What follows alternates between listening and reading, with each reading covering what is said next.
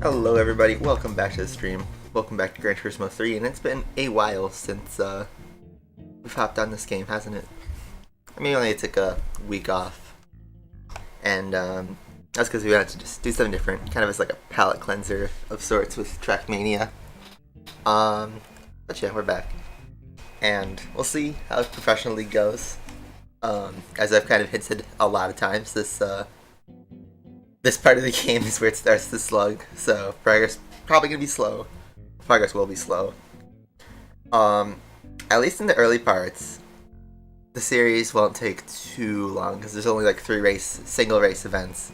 Once you get into the championships, that's where the grind is really, really intense. So, yeah, exciting stuff to look forward to. In terms of game stats, though, we're sitting at 65%, so we're well more than halfway.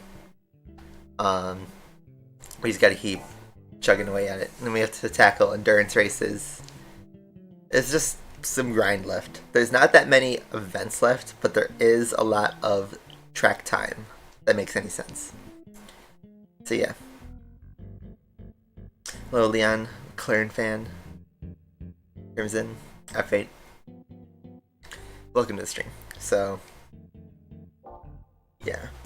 In terms of like what Professional League has to start with, you'll notice this requires an IA license, which you don't have, but some of these events have an IB requirement, which is what we're going to start with, and we'll start with Spider Roadster.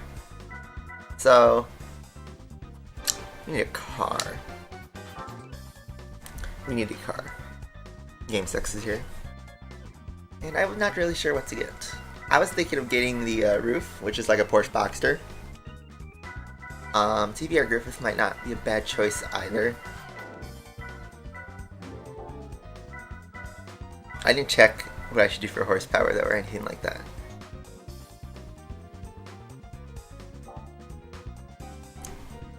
Breakfast must be good. Is that because I'm a little late? I did cook my own breakfast, but I just made a simple cheese omelet. So yeah, let's start the timer. Let's get going. Hopefully you guys' week was good. So, next part of our playthrough, and you have a lot of money, so we need to get a car. And specifically, we need a convertible. So, thinking about getting a PS2 for GT4, I recommend it. It's pretty cheap to get into. Let's check the price though. $62,000 for the TVR. That's pretty good.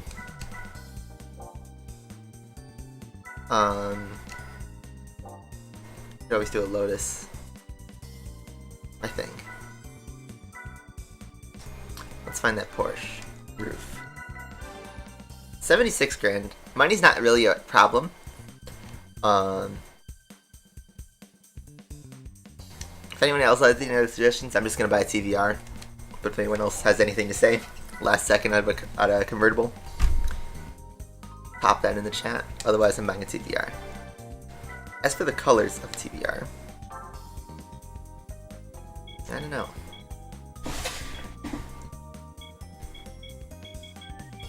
I always like getting in red, but I'm thinking maybe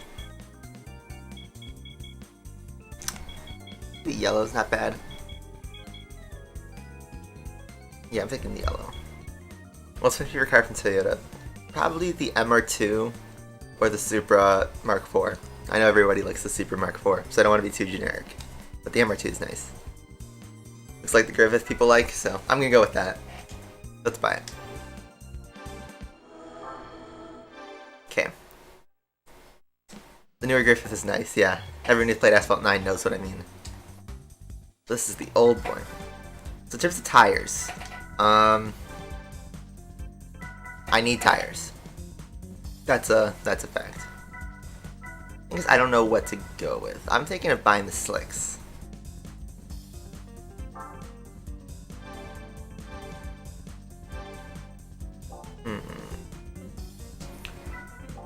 I'm all just guessing over here.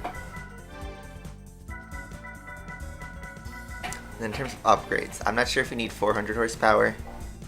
I don't know what we're dealing with. I'm just gonna quickly Google what the competition has.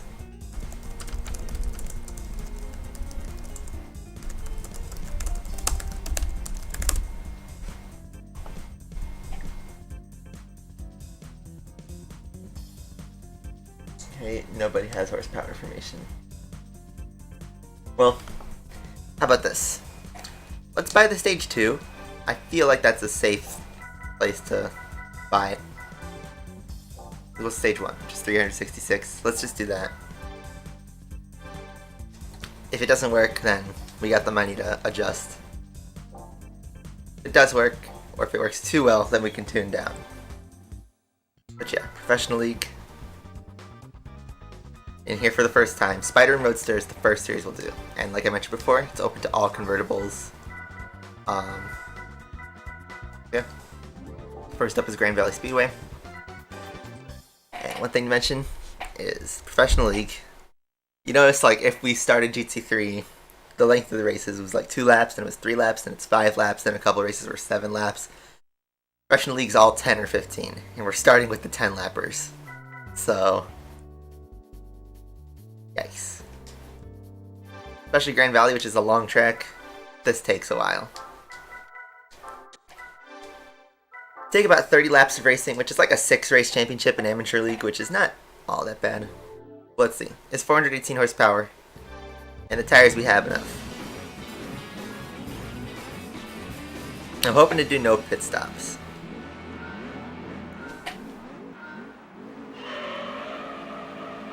Uh-oh. They're pretty quick. The one thing about Professional League versus Amateur League is there is no rubber banding at all. What you see is the fastest the AI can go. They go full throttle, full push, 100% of the time. So when I drift like that, it's not good. Not good for the car.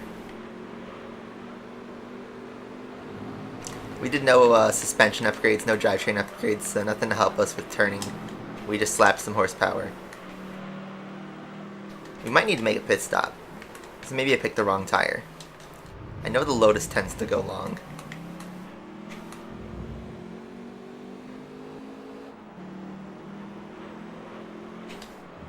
So you notice the Elise 190 is in this event, even though, I mean, I guess most Lotuses are convertibles. That looks like a hard top to me.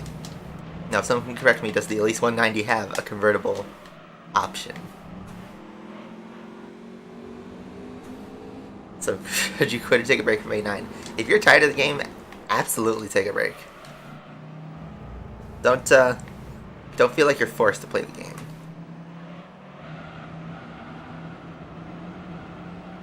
So I feel like I can race these guys, and I feel like I have the right amount of horsepower.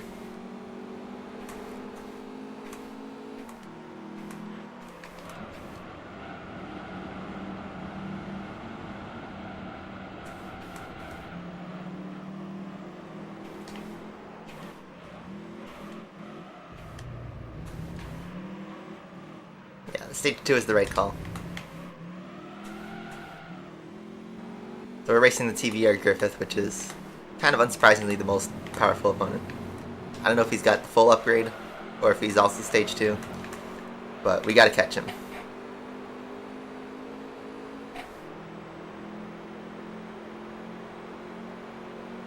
So we were 2.8 seconds behind on that lap.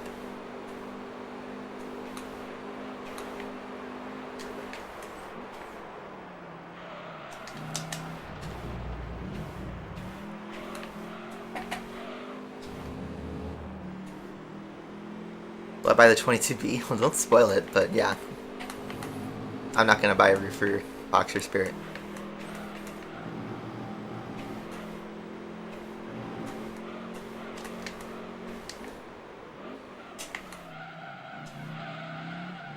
Big slide. Tez? Yeah, I still talk to him. I am very familiar with Tez. I never forgot him.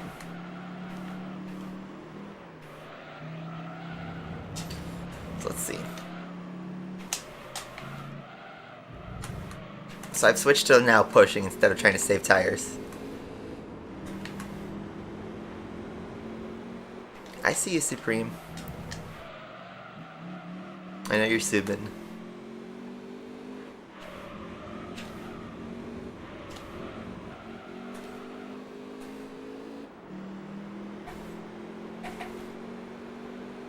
Oof, the gap increased. Does he pit often? I don't think so, though. Okay. He's slowly extending the gap. I mean, I could try to drive as fast as possible. But if I'm not at least maintaining the gap, you know, driving my laps and not making mistakes like that, that's going to be a problem.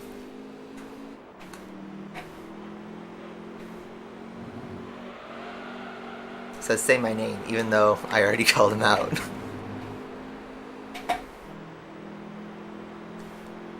Okay.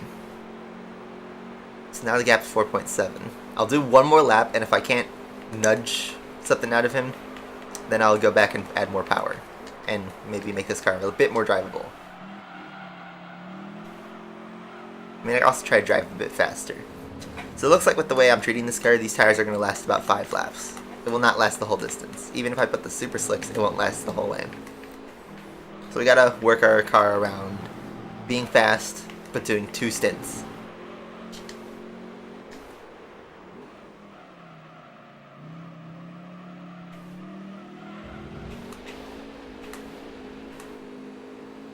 Bit of improvising there.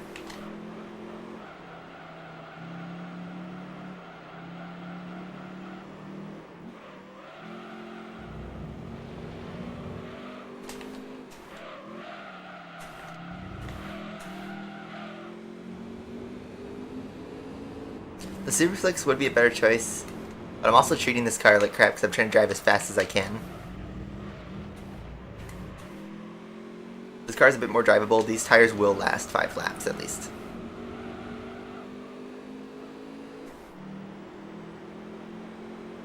I think if I could reduce the weight and make the car a bit less like slidey, then that would help.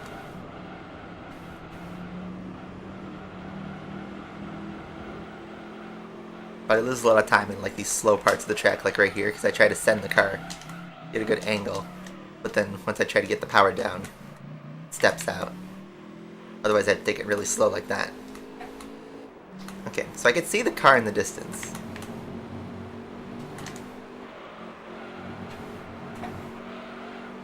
Thunder's here. Welcome back. Been a while. Say your name. Okay.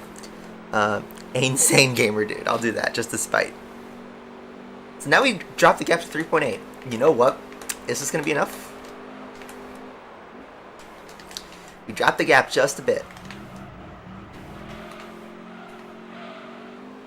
I wonder if his tires are going.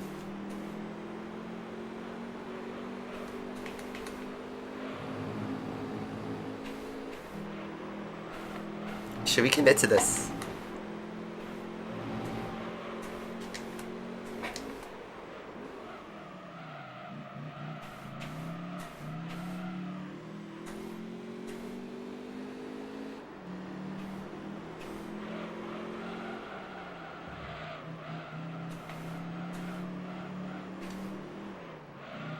I'm keeping it in 3rd gear so I don't make the car step out too much. But look, he's coming kind of close. 2.7 seconds. You know what? I'm going to stick with this. The thing is with the soft and super soft tires is they do not last a long time. They last only a couple laps at best. They have so much grip, but they're good for qualifying only. Or a race that has no tire wear. 2.5 is our gap now.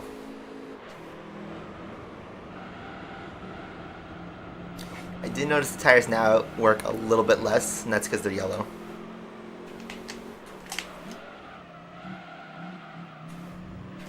I'm also driving a little bit cleaner. I'm trying not to make the car step out too much so I don't lose much time. But look at that. He does seem a little bit closer, the car. TVR. So he's not too stopping.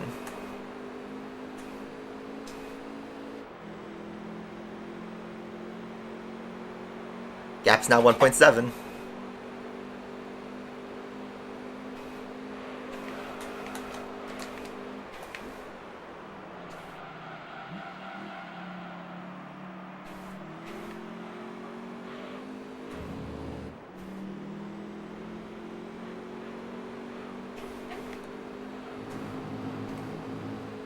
So it looks like we're faster in the middle and second part of the track.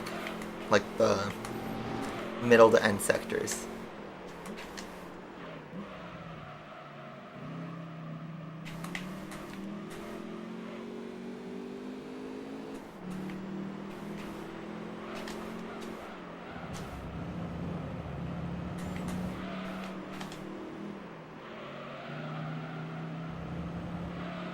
Here we go.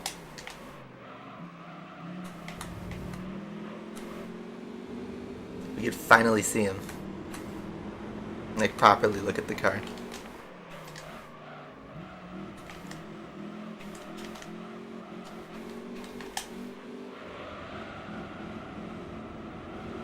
No contact. Whoa, he bumped the wall there. So I take the lead for the first time.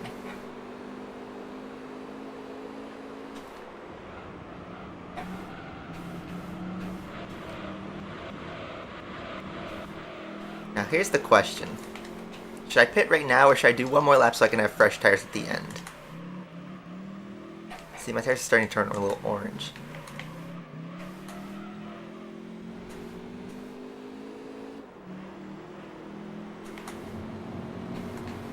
Whoa.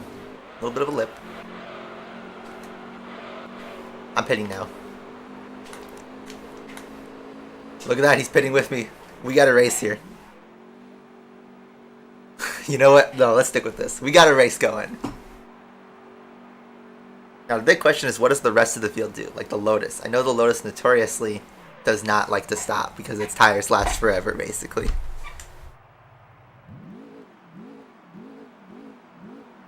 Good stop. But now the rest of the field cuts through. And we find ourselves ahead of the TVR, but we also need to catch the guys. Because if they don't pit, then I need to pass them on track.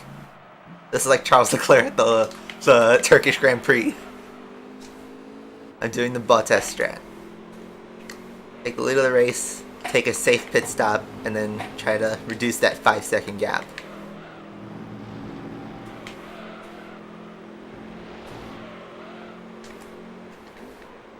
The one thing to remember is that TVR was really quick on fresh tires.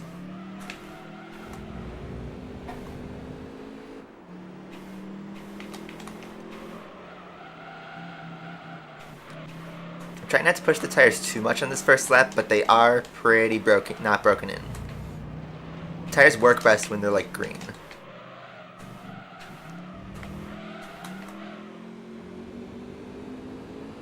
Look at that, we're already reducing the gap just a bit.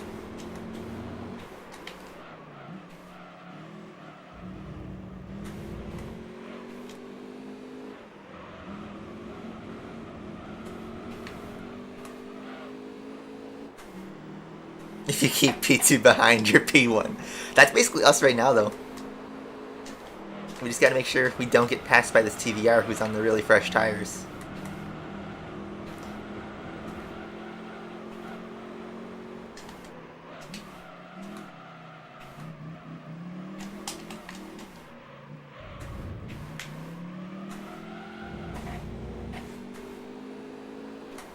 So it's 2 Lotus cars.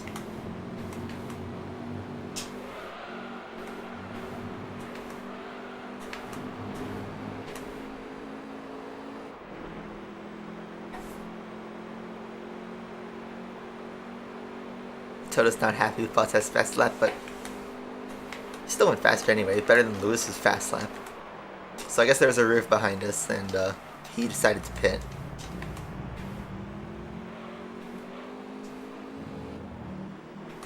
So yeah, it's 2 Lotus Elises, or is that a Lotus Elise and a Tommy Kaira now? Yeah, it's a Tommy Kaira ZZS. If I remember correctly, his tires do not last the whole 10 laps. He's having a good scrap with the Lotus though.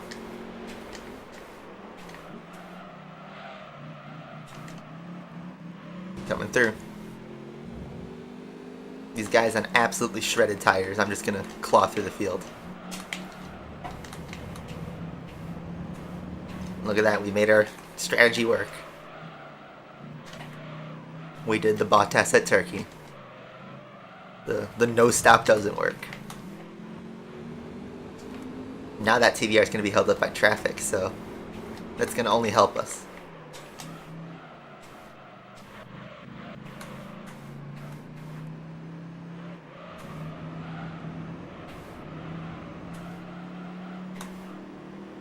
I buy an FTRX7. I mean, I have one. For NA, I don't know if I should do the RX-7 or if I should get like a sports car, like a Viper or a Corvette or something. I was thinking of buying a luxury car. So that's kind of what we're gonna deal with, like a Zonda and Viper and Lotus Elise and all that stuff.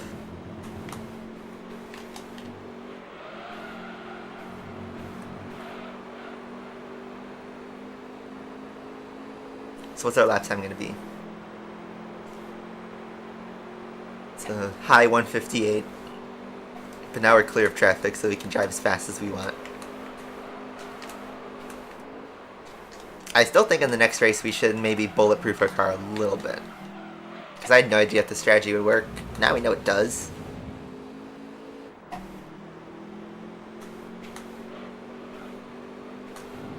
And if I'm not mistaken, this is the longest track we have on our series list.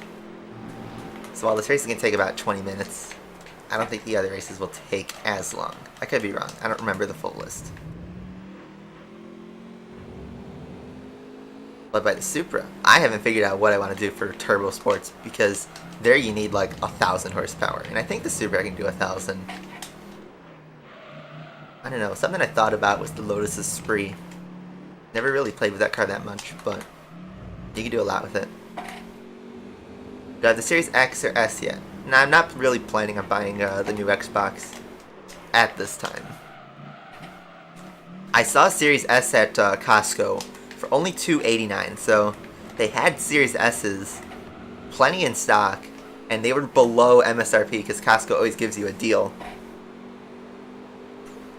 So if you guys are interested and you guys are looking for a Series S specifically, the one without a disc drive, check your Costco, because they have some good stuff. Forza Horizon 5? Thunder, you forget that Forza Horizon 5 will have a PC version that I am going to do. I'm going to buy the PC version. Just like I did with Horizon 4.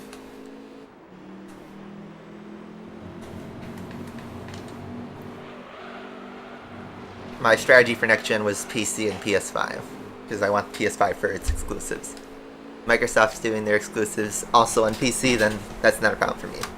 What's the PC specs? Well, it's the same one I have right now. I got this laptop. It's a gaming laptop that I got in like 2017.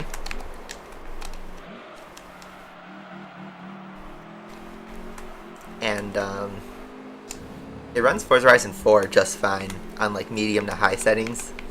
So I'm just hoping Horizon 5 runs the same. It seems like it will, though. I mean, I eventually plan to upgrade my PC, but the parts market has really been shot this last couple of years. Especially the GPU market. Which kind of sucks, because I was ready to invest in a build. A nice build. But I think it's going to wait for the time being. I have a couple stuff I did sort, like the monitor. But I just do not have the patience to get an MSRP value and try to scalp. Well, not scalp, but like, you know, try to get everything, spend hundreds of hours trying to find the best deals in a time where it's really hard to do that.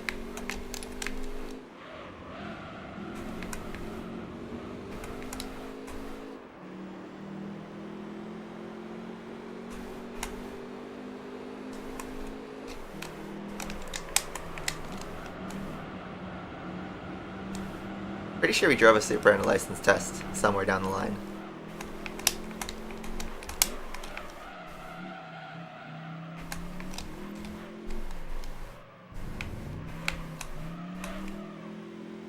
Is there a Jesko in the Koenigsegg? There are no Koenigsegg's at all in any Gran Turismo.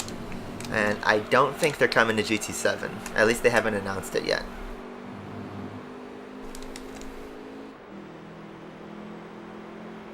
You're waiting for a 3070. Yeah, a 3070 would be nice at MSRP. Any 3000 series, to be honest. It's better than the 20 series. So the Elise does pit right at the end. And Tommy Kyra is going on the no-stopper. Interesting, so I was wrong. Tommy Kyra lasts the longest. Not that that matters, because we passed him on track. And also, the TVRs fell off a cliff. You notice that? I think he's stuck behind the Tommy Kyra. So that was weird. We thought on lap 2, like, okay, this race is slipping away from us. We just held out and won it. Pretty much. I just gotta bring it to the end.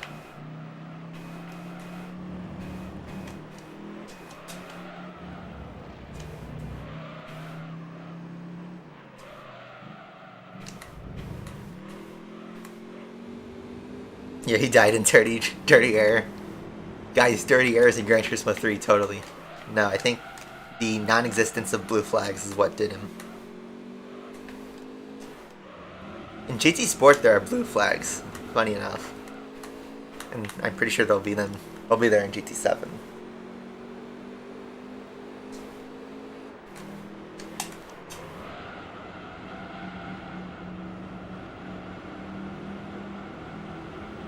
Our tires are getting shot, but you know what? I made the tire strategy work.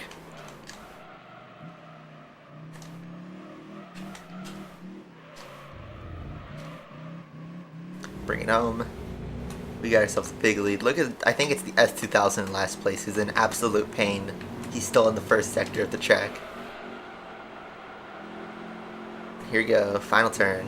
20 minutes later. Welcome to Professional League, guys. This series is legit gonna take an hour to go through. But there we go. And let's just see how far it takes for second place to come through.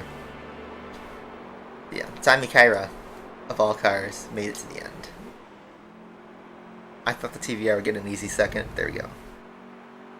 15 seconds was our gap. And on the Griffith, the other Griffith, that we were struggling in the first stint, finished a distant 17.5 seconds. 2, maybe 3 if I could squeeze him in. It depends. Grand Valley's one of the longer tracks. Let's see if I can get a good thumbnail shot in like the first couple corners. But yeah. Progress is slow, if you guys can tell, because the races are so long. It makes the individual races more important, and honestly, in my opinion, they make them pretty fun. But there are some that really drag on. You have to get the combination right. Oh, that's a nice shot. I like that one. That's a good one. Good slide. Lots of good stuff in Grand Valley. Love Grand Valley. Man, Gran Turismo just keeps like piling on good shots. Look at this. Where are these replay cameras in the other tracks? They're giving me 10 out of 10 shots every time. Look at that.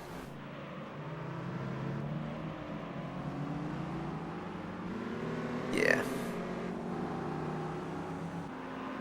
They just keep giving 10 out of 10s. I'm gonna be watching the whole race at this rate, so I got enough shots to work with. And okay. So, before I hit up Trial Mountain, maybe I should make the car a little bit easier to drive. So, I'm thinking maybe a sports suspension or something. Yeah. Let's do a sports suspension. Brakes are important, but I think we're okay. In terms of weight reduction. You know, that makes the car a little bit slidier, though. Could give it an LSD.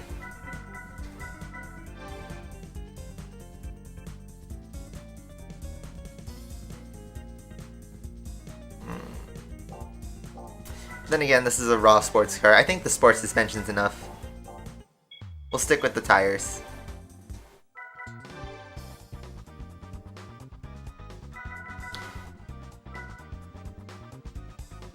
I'm thinking, do we need brakes for Trial Mountain? You know what? Let's buy brakes. I don't know why, but I feel like I need brakes actually. Just cuz. Honestly, you should never have to ask, do we need brakes? Because you know how to stop your car. Oil looks alright. I think maybe on the final race we should change it. I see the final race is Monaco, and that's actually going to take quite a while. That one you'll want a lightweight car for, so we might need to put the lightweight upgrade on. So is Forza Horizon 5 going to be a GT killer? I still feel like they are way too different of a game to compare like that. They're far too different. So, 10 laps Trail Mountain. Exact same opponents actually. Then I think we got a Motorsports Elise now. So great. Instead of a roof. We'll stick with the slick tires. I just hope our suspension and brakes can just make it a little bit easier to drive.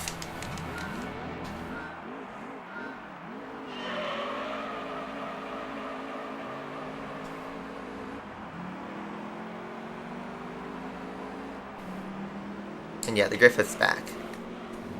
Here's where I think the Elise's tires really kick in.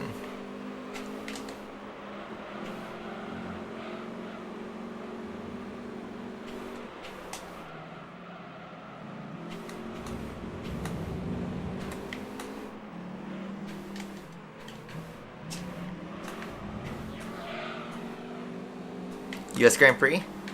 I mean, everyone says Mercedes is going to win it, but I'm going to do a oddball, and I'm going to say Charles wins it, just to be fun. I feel like we're due for another Hamilton-Verstappen crash. As cruel as that sounds, I feel like it's going to happen again. So I'm going to say Charles is going to win a Grand Prix. He's going to steal a win somewhere.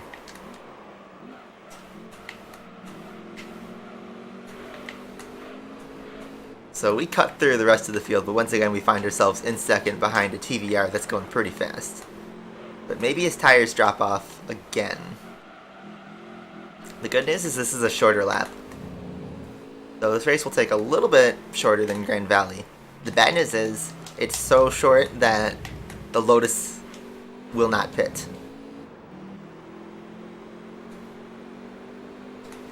Final sprint race is Brazil, so it's going to crash there? No. I'm going to maybe say then even they do have 2 crashes. They have 2 crashes. It shouldn't be an uh-oh because Max is in the lead of the championship, right? So if they both crash, that actually helps him. Everyone's sort of like written off Red Bull all of a sudden because they weren't as fast in Turkey, but they're still mega quick.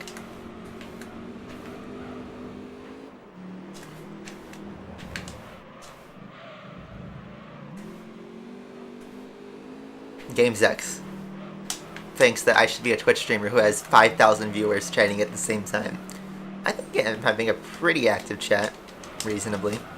Instead, GamesX is like, hey guys, I'm going to say dead chat, even though there's 8 people watching, which is single digit, but there's enough people chatting to keep a conversation. But instead it's dead chat, because I like to say dead chat.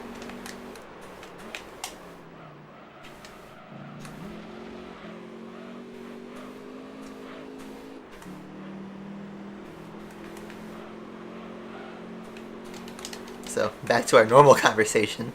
Next week is a 2 a.m. race, yeah, for you guys in Australia and Asia. It's like when we had to watch Australia, China, Japan over here, where you have to wake up super early or stay up super late.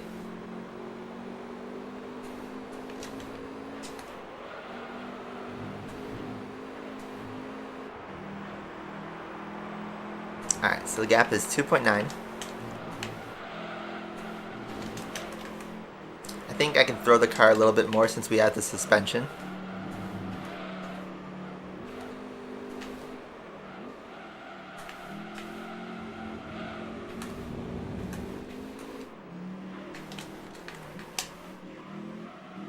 The car steps out a lot less. Want to go to a Grand Prix down the line? I almost bought tickets for the US Grand Prix, but then I decided not to because I wasn't sure about COVID. I want to go to the Indy 500 next year. Probably want to go to Run America IndyCar again. And then, yeah, I probably want to do the US Grand Prix. Everyone's talking about Miami, but everybody's sleeping on COTA. And I want to do COTA. We just hit 40 hours. I just realized that. Wow. That hour count is going to go up. Up, up, up. But if it took 20 hours, 40 hours for us to get through 60% of the game on what is considered the normal part of the game, and what's going to happen with the professional league.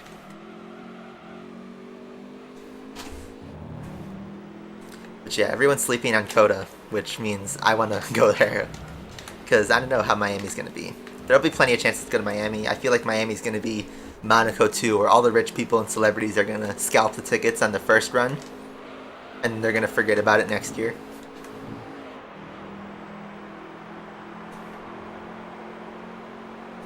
And as much as I'd love to see Miami's first run, I will not buy the tickets.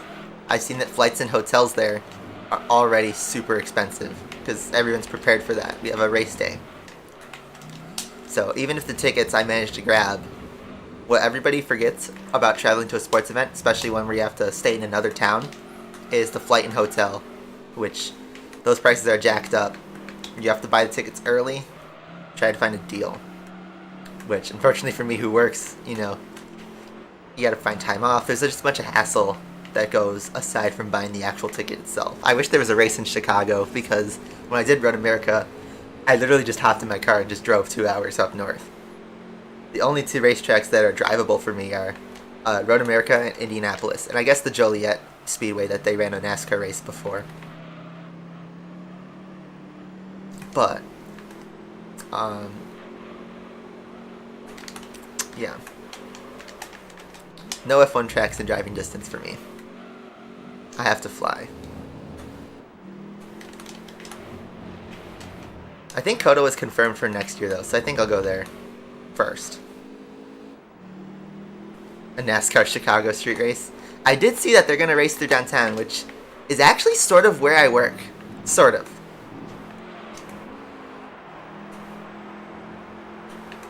That'd be interesting. I know NASCAR race 7 on Sunday, so I want to be working in here. That'd be funny to be doing my client work and just have a bunch of NASCAR engines going brrrr all the time. I'd probably go see that then.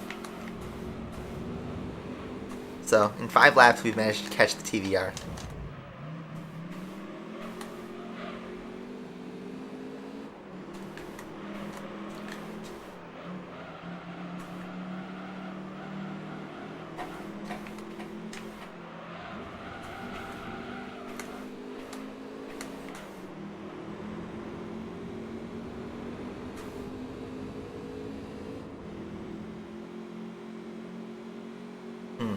See, my tires are in prime condition right now.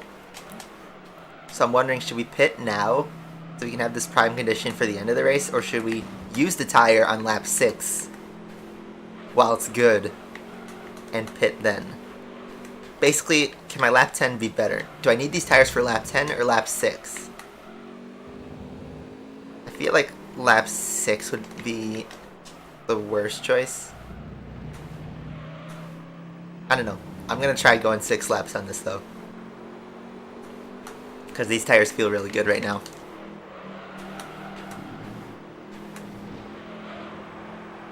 If we're running 129s, low 130s, then that's what we need to do.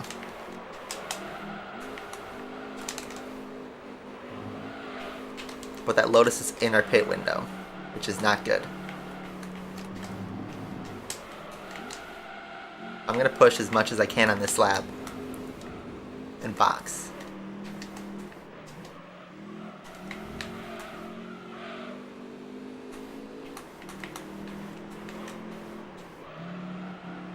Okay, see ya games. See ya F8.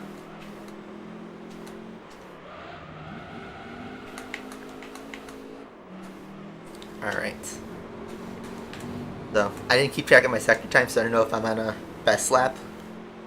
But I noticed the Lotus just round around that corner, which means he's about 10 seconds back, so I'm going to have to pass him on track in 4 laps.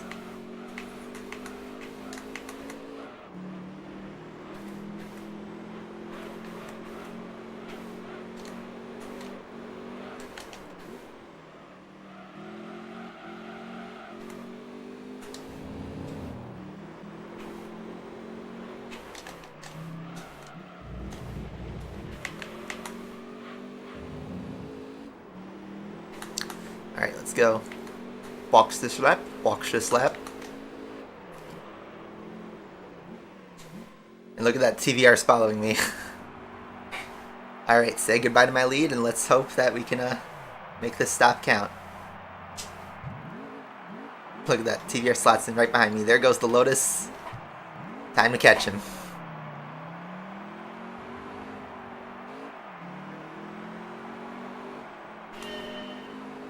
Thankfully, we only lose second place.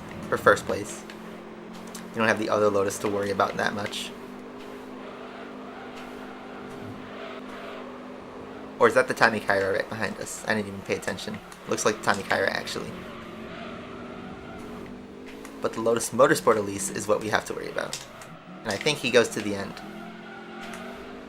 So, our tires are really skiddy right now. Because they're fresh. And this is why I didn't want to do the super slicks.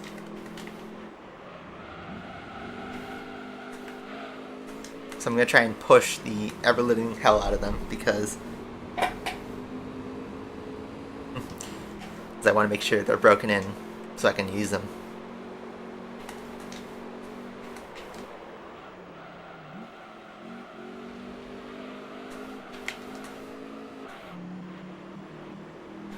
So what Squid Game puzzle am I good at? I mean, red light, green light is probably the one I'd be most likely to win. Even though I'm an actuary, I probably can't win the stepping stones game. I could probably win marbles though. I mean, I think realistically, everybody's best shot is marbles. Because you pick the game. You can do the marble racing like on Twitch.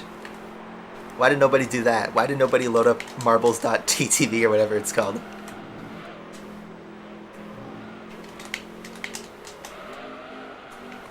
So, I noticed our gap was 5 seconds from 6 seconds. 4 seconds. I don't care about the S2000 pitting.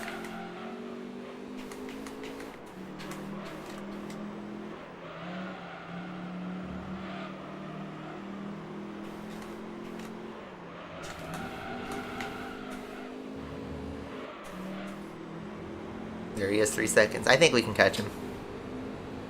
Arav, welcome.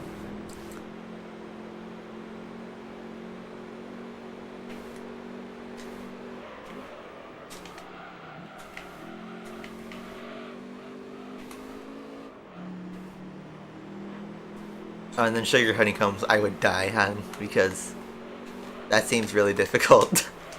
Everyone thinks, oh, I could do it, but the way it's like designed, the caramel, it's gonna break as soon as you try to split something. So here we go. That Elise is right there in our sights now.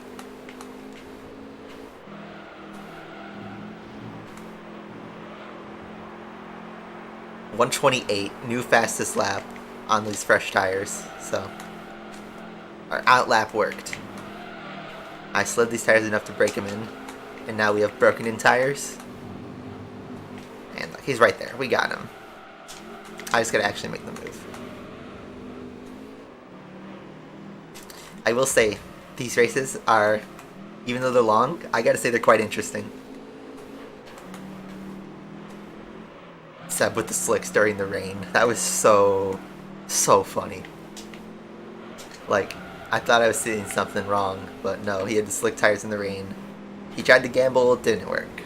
So, oh well, he wasn't gonna score huge points anyway. If it would have worked, we would have called him a genius and he probably would have won a race. But it didn't work, so, oh well. Wow, we're getting rammed. He didn't like us passing him. Too bad. Uh-oh. He's on our left. Let's just hold. Looks like I've already killed the front right. Looks like he's driving a little messy. So we can drive a little messy too.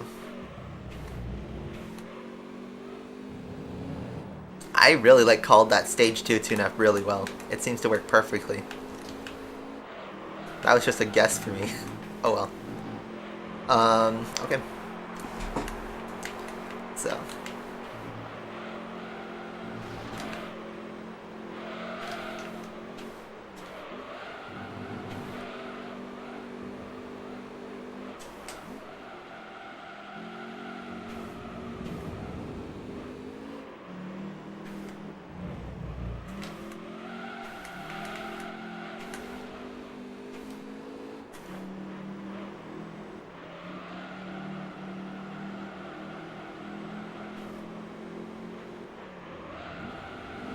How was Asphalt 9?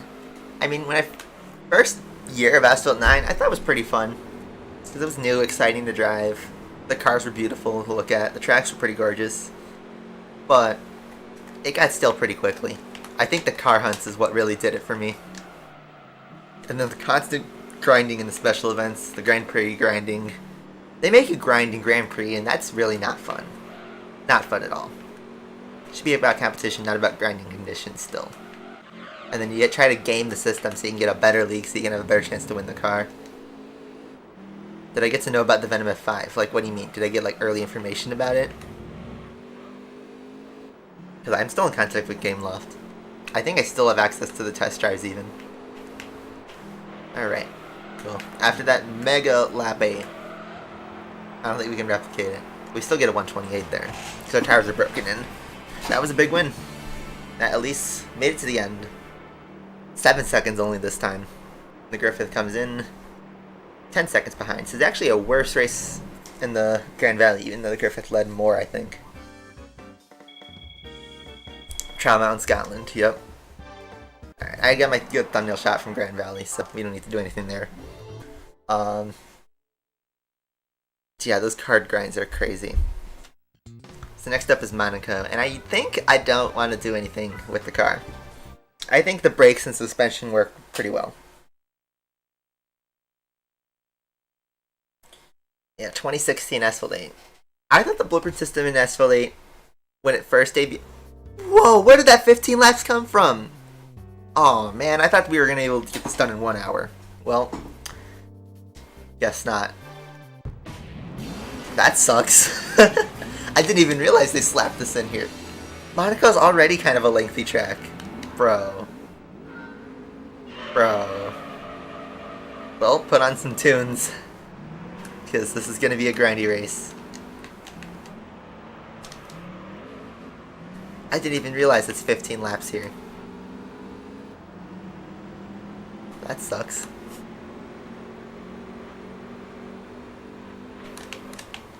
And look at that, we're gonna... I forgot the names of the corners, but we're gonna shoot up to second pretty much immediately in the first sector. Please don't tell me this is gonna be an incredibly boring race.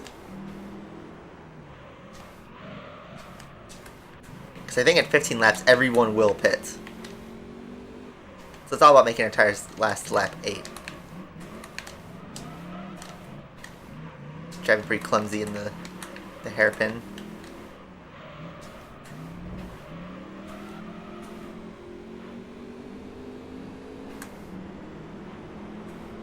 $139 in a road car though?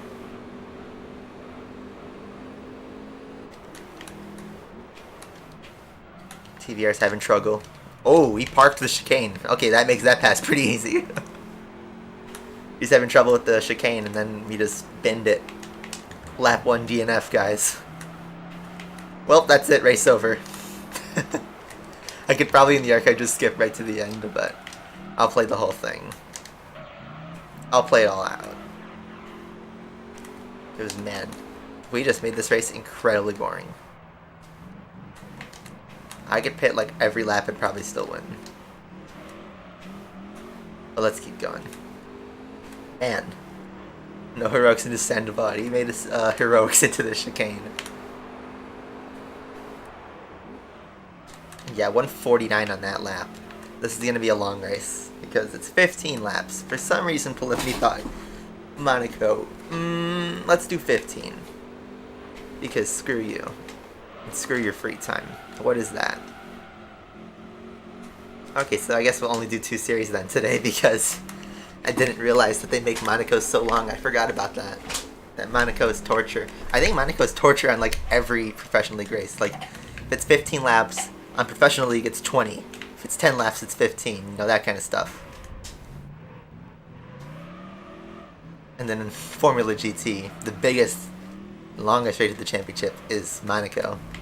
Which I get why they did that in Formula GT, but come on. Snotty boy glow up.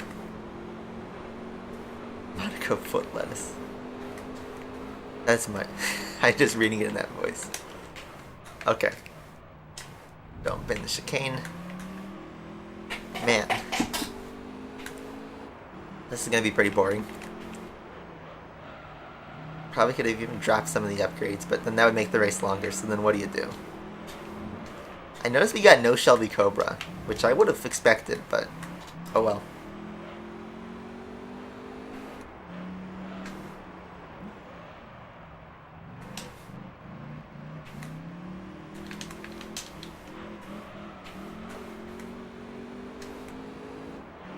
TVRs can be quite mischievous. Okay, 140 at least. So this will take, it's 100 seconds for a lap, then it'll take 1500 seconds for the race. So, quick math that one.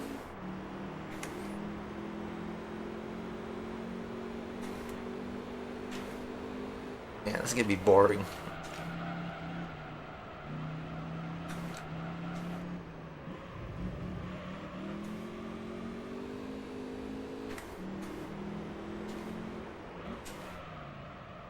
I know everybody thinks test course is the most boring track, but I'd argue Monaco is also pretty boring because the AI are so terrible on this track.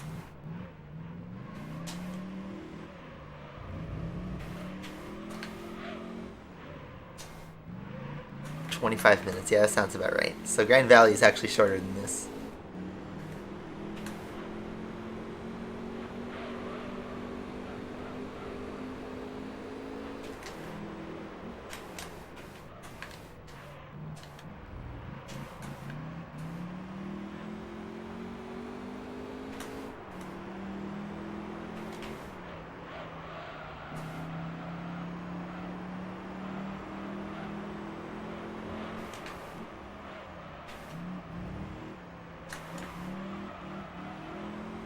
Any chance I'm gonna get Metroid Dread? I've heard it's good.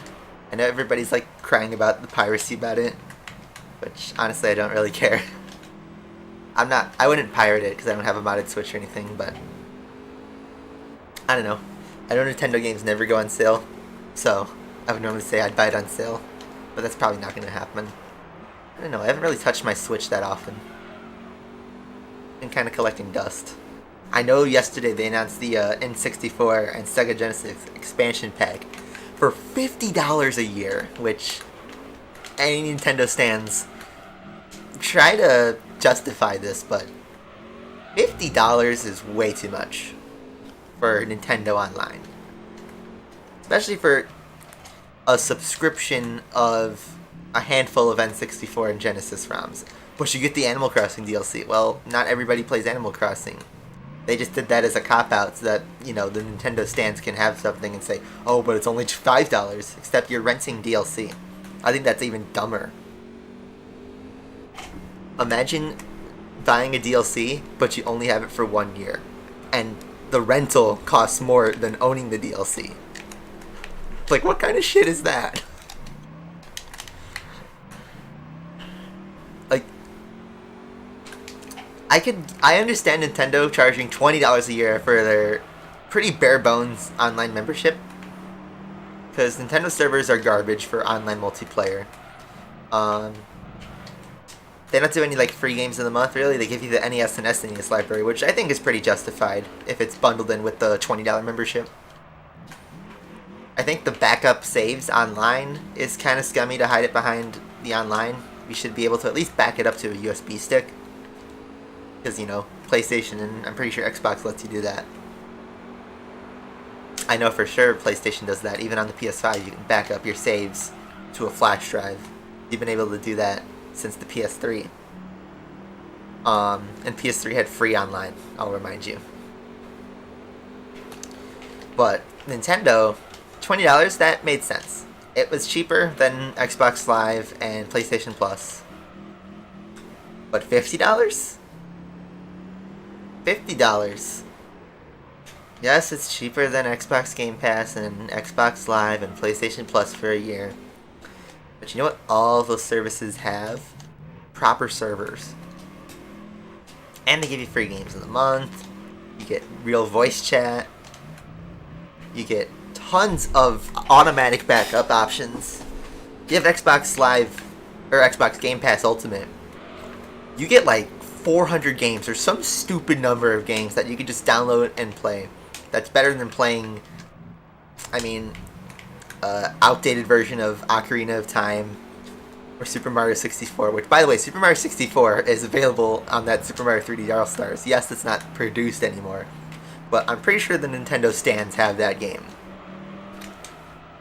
I would say $50 would only be justified if you had the entire Nintendo library. I've seen some stands say, oh, it should have had GameCube and Game Boy. I'd say go further. Port the Wii library on there, and then we're talking. Basically have Nintendo's entire history on there, and then I could justify $50 a year. Because you know what you can do? You can go get a PC, a half-competent PC. In fact, you could get a Raspberry Pi for $50. Put 19,000 games on it, which includes N64, Genesis, NES, SNES, and tons of other systems from the 80s and 90s. And you could play a better experience than what Nintendo offers you, because you could do save states and, you know, smoothing and get better textures and mod the games and do all sorts of magic that Nintendo just will not do without a subscription. I don't understand why they don't have the Virtual Console again. I mean, I know because they want the money, but they had the Wii and Wii U Virtual Console where you could buy an individual ROM for $10, so it's, you know, more expensive than what you'd get in the subscription, but then you own it forever. You know, kind of like how buying a game's supposed to work.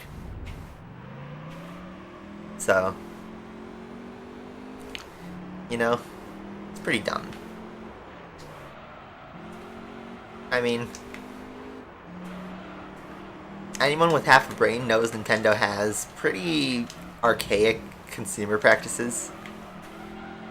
But, I mean, reading the Twitter and Reddit threads from the stands who try to defend that, it's really hilarious, because they try to bend over backwards to justify something. So, I think their company can do no wrong, and they will suck up as much cash as possible to buy a game that they might play once, or they might trick themselves into loving. But, I don't know. I feel like when I watched that trailer for the expansion pack, they call it the Nintendo Switch Online Plus Expansion Pack. Like, what's with Nintendo calling everything a plus something? Plus Bowser's Fury and Knuckles with Dante from Devil May Cry. New funky mode. Like, come on, Nintendo.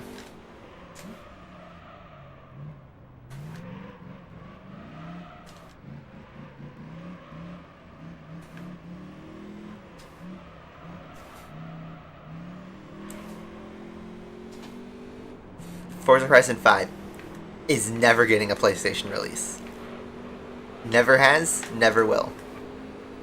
Like, what kind of question is that? Just like how Gran Turismo will never release on an Xbox. That's kind of like how exclusivity works. You notice we never get Mario on a PlayStation or an Xbox?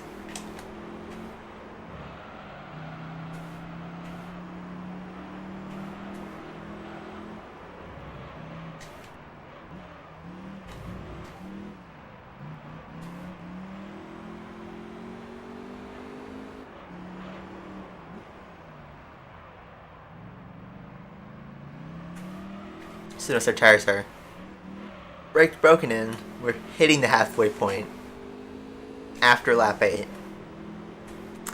So we should probably pit then, but we're not racing anybody. Yeah, no. You notice we never get Halo. I will say PC is more possible to see both games on it. We already have Forza Horizon on PC, we have Halo on PC. And Sony has started to put some games on PC.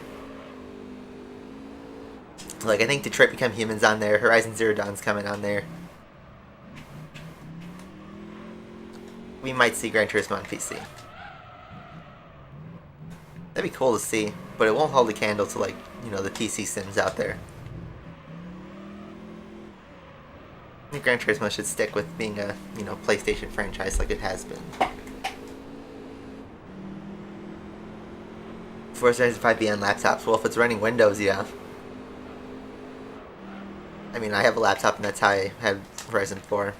Laptop is a pretty broad term because you can have a Mac, you can have Windows, you can have a Linux, you can have a Chromebook, but I think Horizon 5 will only release on Windows. I don't think there's a Mac version.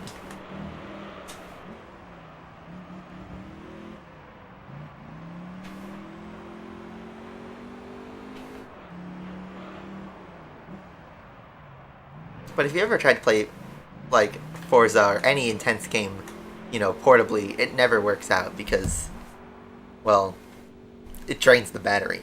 You can have a really good battery and it will be drained.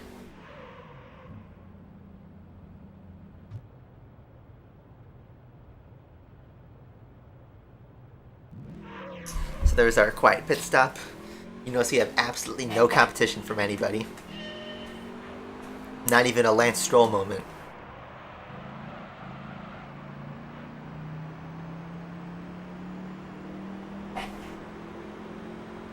You think Windows 10 sucks? I don't think it's bad. I think Windows 8 was worse. Sure, Windows 10 doesn't hold the full candle that Windows 7 does, but I feel like people look back at Windows 7 a bit too nostalgically. I think Windows 10 got the job done. So, I don't know. I don't have any huge complaints with it.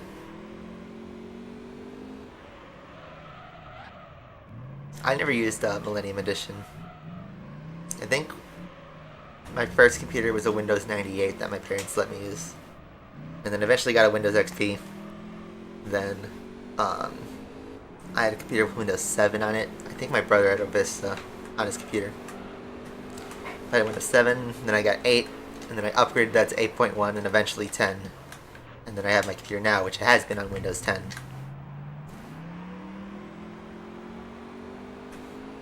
So Windows 11 is buggy and laggy. Well, wasn't Windows 10 also shaky when it first came out? So I'll probably just wait until they roll out the update properly. I won't do any beta or anything like that. Yeah, we've been going for an hour. We're not even done with one series. Like, this is what I mean, guys, where the professional league just drags on. And sometimes you have a great race like in Grand Valley or Trial Mountain, but then sometimes you have a stinker like this one, where the AI just drop off and you're just driving time trials for 25 minutes. I like driving time trials if they give me a goal, but if I'm just driving aimlessly, trying to see what my tires can do, then I don't know, it's not as fun. I will say time trials are more fun on a really long race, like an endurance race. Like when I did the 24 Hours of Le Mans, doing time trial style laps was how I passed the time.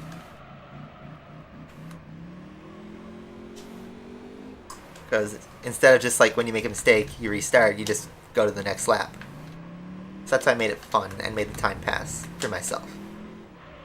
But I don't know, a 15 lap race isn't really enough to get in the full time trial grind. So it's kind of boring. Especially since Monaco's, it's not the most fun track to drive on a controller. This track sucks driving on a gamepad. Even in Gran Turismo it's fine, but on modern games this track sucks on a gamepad. You need a wheel. I mean, you can still be super precise and not hit the walls on a controller. It's just a lot more difficult to do it. And also with this game, some of its age is in the hit detection, or like where the walls are. It's like some walls that look like you have enough space to fit through. There's an invisible wall right there. So you gotta kind of like know the invisible barriers, which is not fun when you're driving it for the first time trying to learn the game's engine. So we just did 10 laps, which if it was a normal race we would have just done right there, but no, we gotta do an extra 5. You bought a wheel? Cool. Did you buy a Logitech or a Thrustmaster or one of those fancy Fanatec's? I was thinking I want to upgrade my wheel. I want to get the my rig, but I kind of need to either sell my existing rig or I need to get my own place, basically. And everything I want to buy comes down to I need a house or something for myself. Yeah, Thrustmaster TMX Pro. Nice. I still love my G29. How am I doing? I'm doing alright. I have my actuarial exam next Wednesday, so I'm pretty stressed for that. So I'm coping by playing GT3. I'm gonna pause and take a swig of water because, well, even if I park it, it's not a timed race.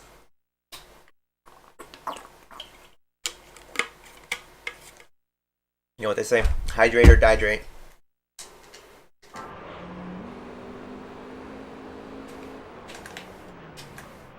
See, look, I bonked that wall right there.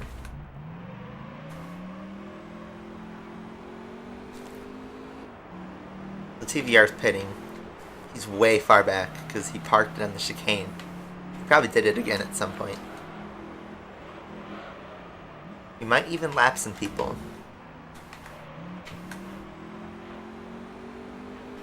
Hydro homies.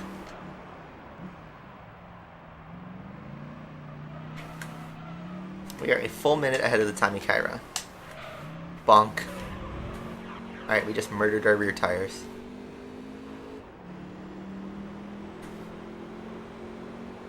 There's a driver in Sandoval.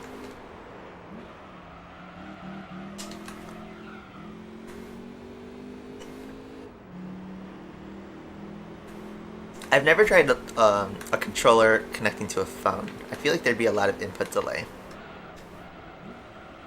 Even though I played controller through Bluetooth on Windows, I feel like the Windows and Xbox controller just works. Just works.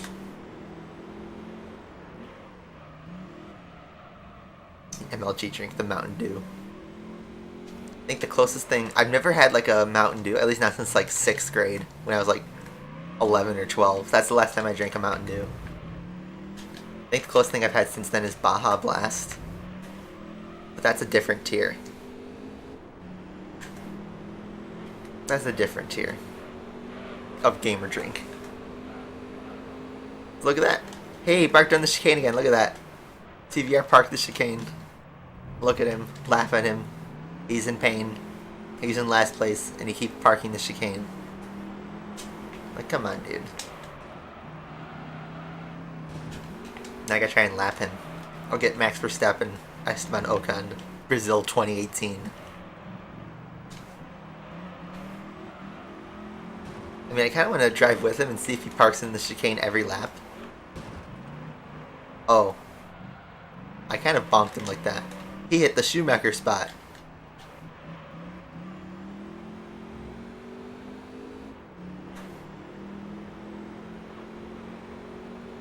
There's another car in Sandoval. I think it's the roof.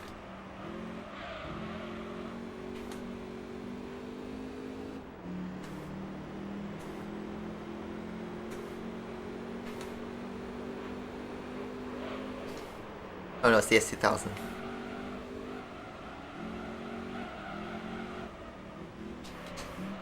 Bump and run, yep. Doing it for Dale. Send it down the inside.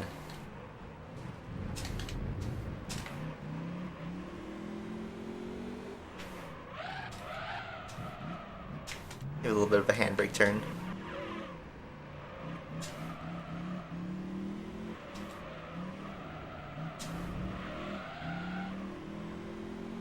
Milk Squad is in full effect. Yep. Man, I have nostalgia for that. And I wish we could go back to just complaining about tokens and not worrying about anything else. Now we have to complain about hacks and grinding and all that stuff in Asphalt. It's just too much. And yeah, I'll say it over and over, but I mean, when you're playing a game as a service, if you step back, you'll realize how much just like a game, you don't need to depend on the game. There's a lot more fun stuff that you can do and still feel like you're fulfilling something. I'm playing a 20-year-old game, but I'm having fun with it. Even when some of these grindy races, I think it's fun. This game's fun to drive. There's nothing predatory about this game because it hasn't changed since 2001, just our knowledge about the game.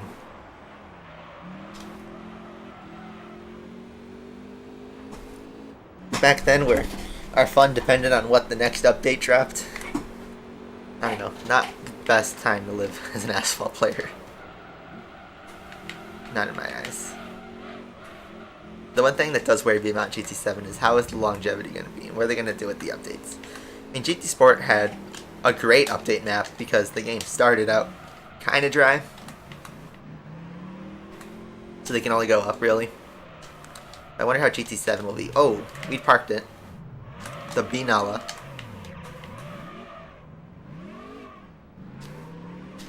We had a Binala moment. Not quite a spin, but a bin.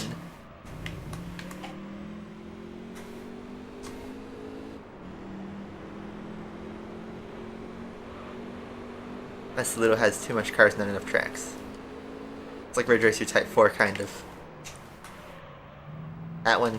That game had a great selection of tracks, but then we were trying to get all 300 cars. It sucks. I'd never done that before, and I probably never will. I'd just rather just use the cheat code and just get all the cars instantly and play through, you know, the Grand Prix once for each team.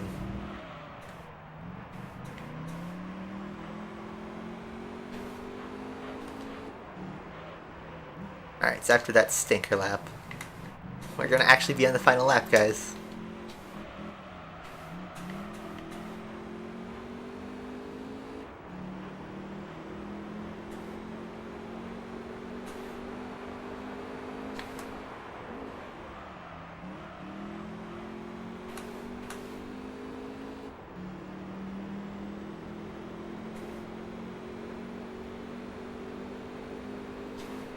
I noticed on Twitter that everybody is...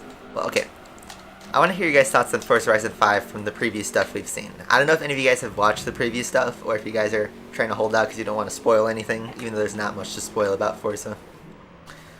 But I noticed on like Twitter and YouTube, you know, a lot of big influencers and YouTubers got access to Horizon 5 and journalists, so we have some early reviews and first impressions, and everyone seems to say that Horizon 5 is the best racing game of all time. But I watched some footage, and I looked at some of the stuff they are adding, and I honestly feel like, well, it's just Horizon 4 expanded. Is it going to be fun? Yeah, it's probably going to be pretty fun. And you know what? I haven't played a Horizon from scratch since 2018, so it'll probably be fun for a bit. Best ever? Probably not. It might seem that way when it first drops, but give it enough updates and give it time, and then we'll see. Like, it's just another Forza game. In the long run, it will be just another Forza. Like, people have nostalgia for Horizon 3. They will have nostalgia for Horizon 4, but honestly, I feel like it's not as significant as like the first Horizon or the Xbox 360 games. So I don't know. AI doesn't change. The game model doesn't change. There's still wheel spins. They still give you too many cars. There's still clothes. There's still avatars. There's too many, like...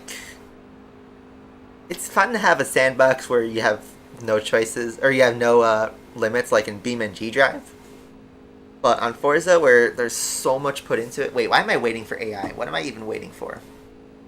I'd have to wait for them to complete a whole lap, and I'm not doing that. Sorry. All that effort for just 10,000 credits. Man.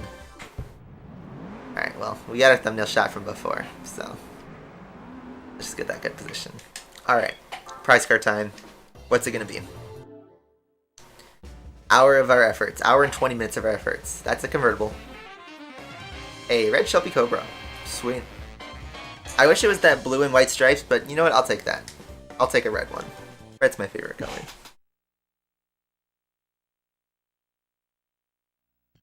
I think you can buy a Shelby Cobra, though, is the thing. For 500,000 credits, I'm pretty sure. So, nice car. Shelby Cobra. Worth a lot. It's in just straight up red. I will take it. And that puts us at 65% after an hour. Yikes. That's the end of the segment. Alright, I'm saving that. Yeah. Forza Horizon 5 will have good content. People are complaining about small stuff like the car list or the clothes. you know, there's the YouTuber Don Joan Song, who posted a video about opening 50 wheel spins, and everyone's like, oh my god, the wheel spins are so much better. And it's like, I still feel like with the wheel spins, by the way, you can buy a Shelby Cobra with credits, just so you know. Just before I start the next one. The thing is, like, everyone is, like, hyping the game for what I feel like... I mean, I shouldn't criticize how people want to enjoy a game, but... I don't know, I feel like what makes a Horizon great isn't the wheel spins, or the close selection, or that your Drivatar has a voice now. The characters are forgettable. There are too many cars that are just broken that people just slap a engine swap, add downforce, and then they just, you know, do 300 miles an hour in a speed trap. There's too many, like, cars like that. The Sestos in the Horizon Edition. I saw a video like that where it just absolutely cuts through corners, but... in my opinion, breaking the game like that before it has even released, like, just takes away from all the slower cars in the game. Like...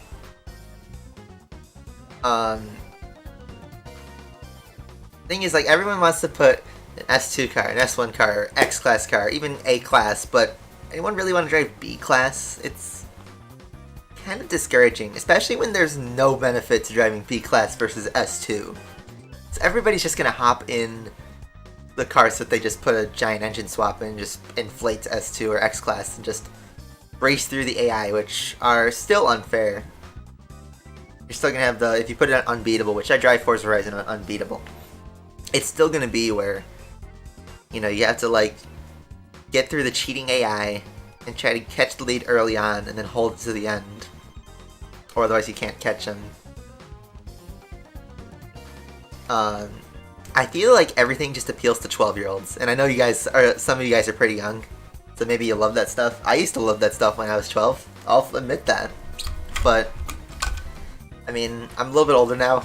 I'm pretty competent at racing games. I like to drive the car and feel it and learn how to use the car.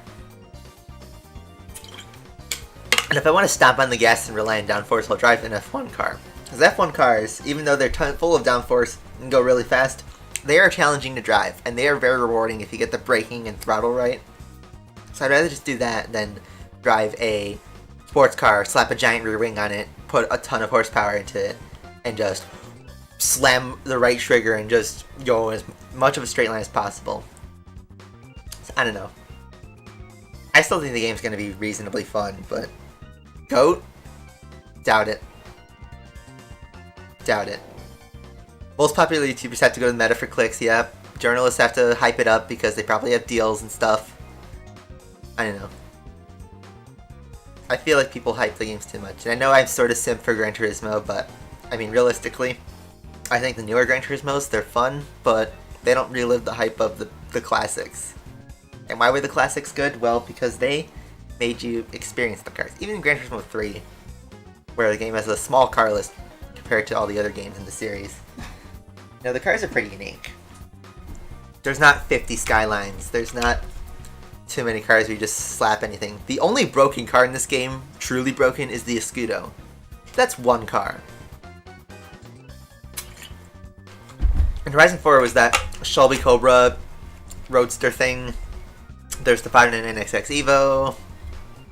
There's just so many broken cars that it discourages you from driving the other cars.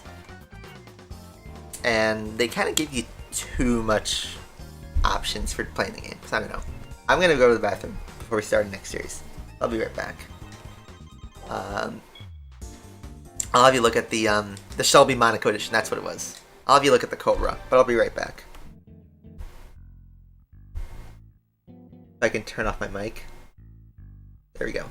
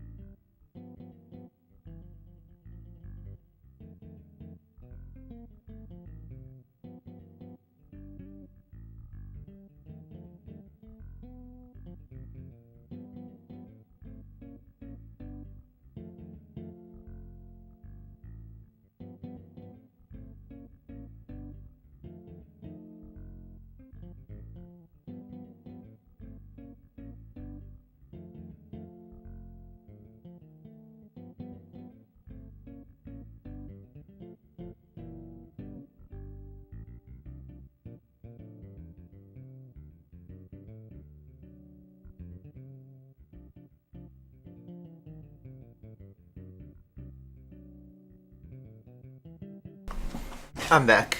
I just realized that my camera's probably back ahead because when I did the Trackmania stream, I turned off the camera and mic delay. So that syncs up with the game. So if I press triangle, that happens probably a lot. Yeah. So I'm going to turn the filter and the gate back on. Hopefully this doesn't break anything. But let's see. Let's see. Let's put our webcam on delay. Boom. So it freezes for a second. So now my mic should be much further ahead. So then if I go to advanced audio properties, bump that stuff back up to, I think I had it at 825. Boom. So now if I hit X, that selects a car. If I hit triangle, then I go back. See, that's better, I think. So, next segment, we need to buy a car again. We lose some money in the last segment, let's do it again. This time we're going to go to Japan. We're going to go to Subaru, and probably buy the last Subaru of this game. Which, well, I love this car, so let's hop in it. I don't think I drove this car, we drove the wagon in Boxer Spirit last time. Yeah. 22B. I'm talking about it enough throughout this whole playthrough, but we finally had one. The actually 22B for real, yes. So what I'm going to do is I'm going to go, and I'm actually going to buy the Super Slicks because this is a 4-wheel drive car, and we need that. Just going to straight up. I know I talked about it last episode, I don't want to just buy Super Slicks, but you kind of need to do that. As for power, you need power in this thing. Because we're going to be racing some roofs, and I'm thinking just straight up just buy the Stage 4, the 80 grand. We kind of need it. I mean, we could also do the intercooler plus the Stage 3. That makes it a bit more toned down. But I think if we're going to be racing against the roofs and stuff, we need the Stage 4. Let's do it. And I don't think... I mean, we needed it last time for the TVR, but I think we could go without suspension or brakes. And just see. So next up in Professional League, within our license is Boxer Spirit. Limited to just the Subarus and the roofs. And then if the Ferrari 512 Boxer was in here, then that would count too. Anyway, let's hop in.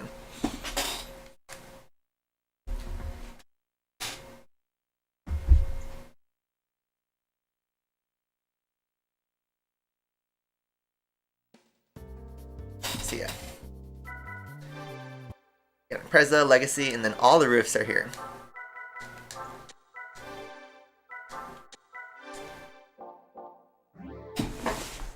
So here we go. We got a big turbo in here for I think the first time we have a full turbo set up. The Stage 4.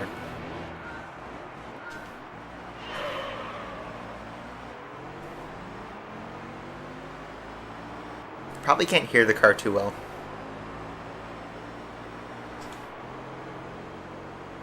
So we have short gears in this car.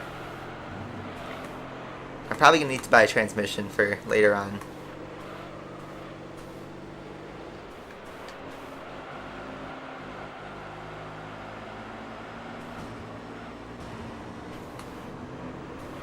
So here we go.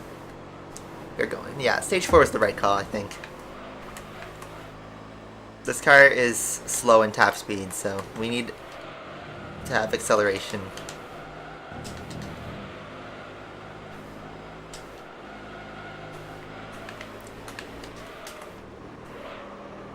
Now, can we make these tires last to the end of the race? I have no idea. Whoa. Punt from the Subaru. It's a regular Impreza, who has a say. The not 22B.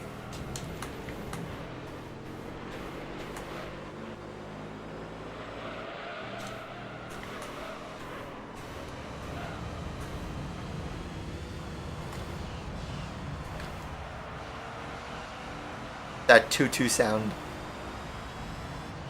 I love that sound.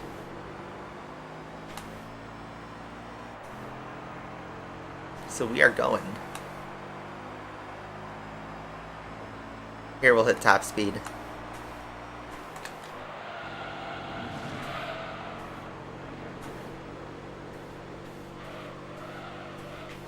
Motorcycles provide improved sound for the cars that they're showing off. But they'll probably keep using that generic V8 they always use. So we're back to actually racing AI for once. Dare I say we need more than the stage 4. I think that was a CTR2 who just took off.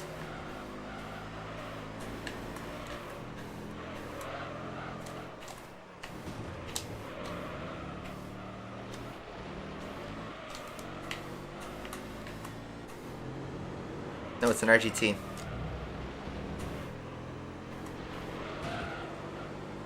This Spreza just does not want to let go.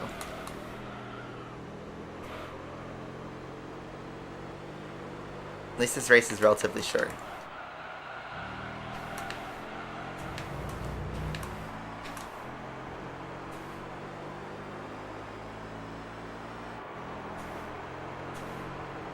So let's see.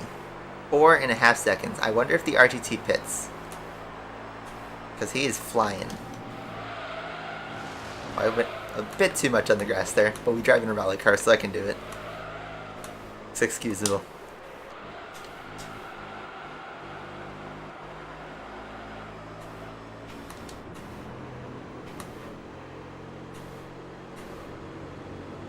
So it's down to 4 seconds. Let's see if we can knock that gap down just like before. So once we break in these tires, we're driving the harder compound. So might be able to take these to the end. Maybe. I didn't know how the roof's tire wear is. I imagine he'd need to pit though.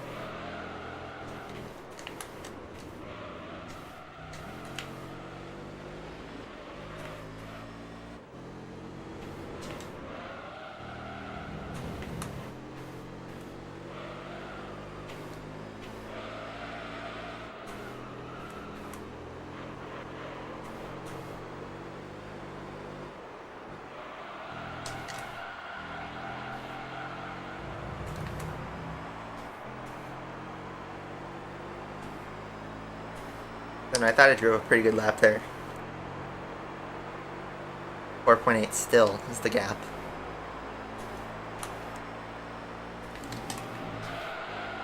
Oh, I'm cutting too much. We're trying to do anything we can to knock down that gap a little bit. Top 17 F1 races. Oh god, we gotta make a list. I have to think that through and write it down. Because I'll keep like remembering new ones as I build the list, and it'd be like, oh wait, this one was better. I mean, of the ones I've seen, which is other ones I've watched live, which is like everything from half of 2017 onwards. My favorite race ever was probably Germany 2019. I think that was my favorite race of all time that I've watched so far. Even though it was a Red Bull win, not a Ferrari, that was my favorite one. Things to do with 370Z. Get that good old slide.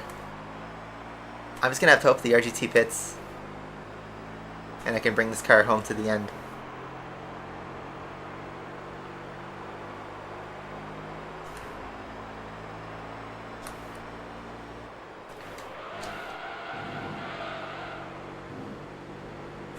Step 1, to dispose of it. The deadliest car on Earth.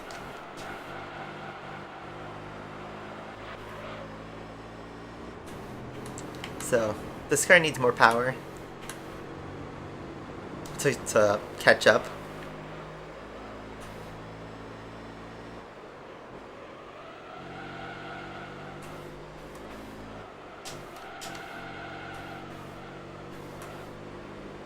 This car's so quiet though.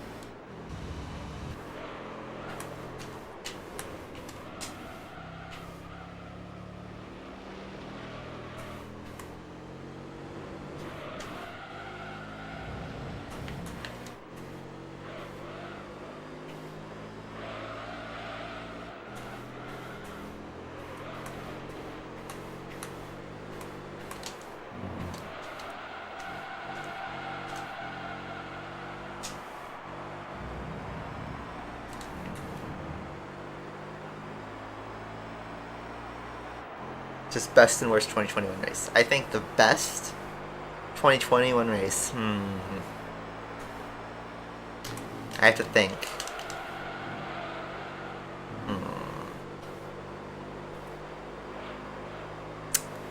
I want to say Baku. I mean, for obvious reasons, but I think just in general, Baku was a great race to watch. Shoot, what was the best? What was really, like, a race that is so rewatchable? Belgium.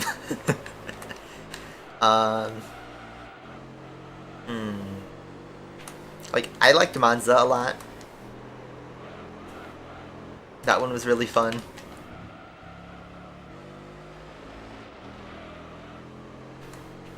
Hungary was interesting, but honestly kind of a dull race. Until the very end. The end was fun. Enjoying the Blackhawks game last night. Are you from New Jersey? Because that was pain for me.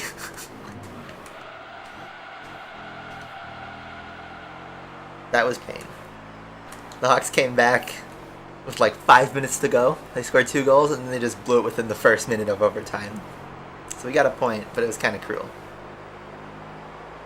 So now it's a question of, is the roof gonna pit? Because now my tires are starting to get into that territory where they're broken in, but they might start to change color a bit. I have to drive them less slidey.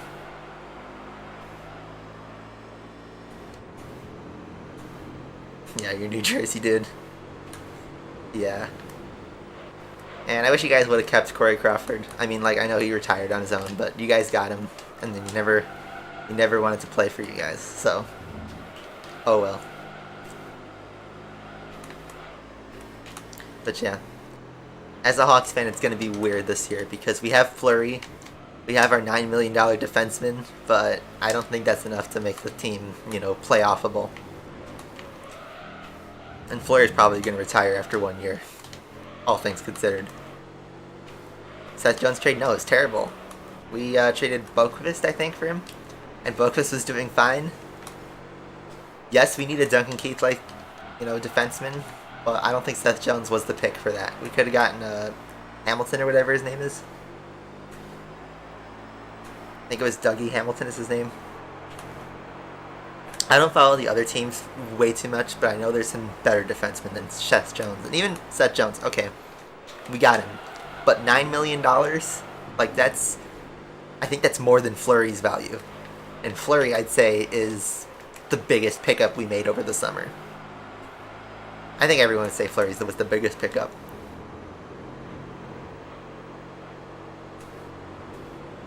Oh, Dougie was on the Devils. I didn't even realize that.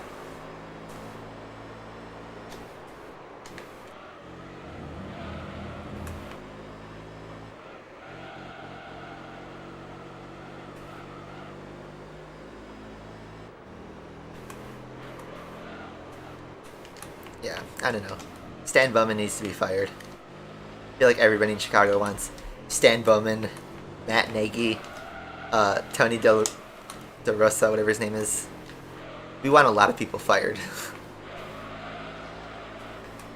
That's kind of a Chicago classic. So, hey, when is this roof gonna pit? I've kind of wasted 10 minutes of my life just driving aimlessly. Is he ever gonna pit? Because I kind of need him to pit.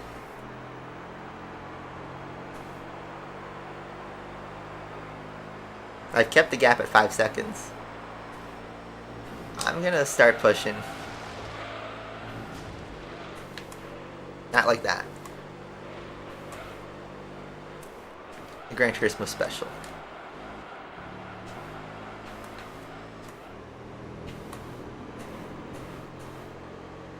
We're starting to close the gap just a little, probably because of that cut, but the gap I noticed is starting to come down a little bit, but a little too late.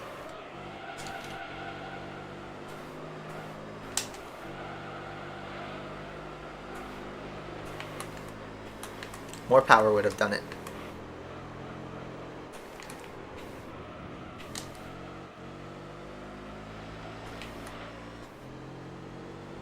So the gap's 3 seconds. We might still win this without the pit.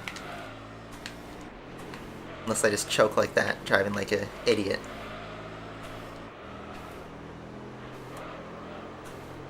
Is he gonna pit?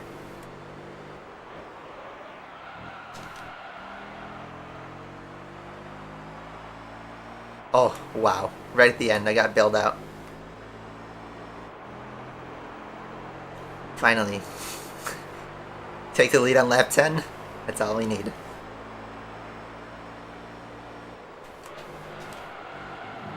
Okay, so not 10 minutes of my life wasted. But we do need to upgrade, because I got bailed out there at the end. Or you know what? Did we?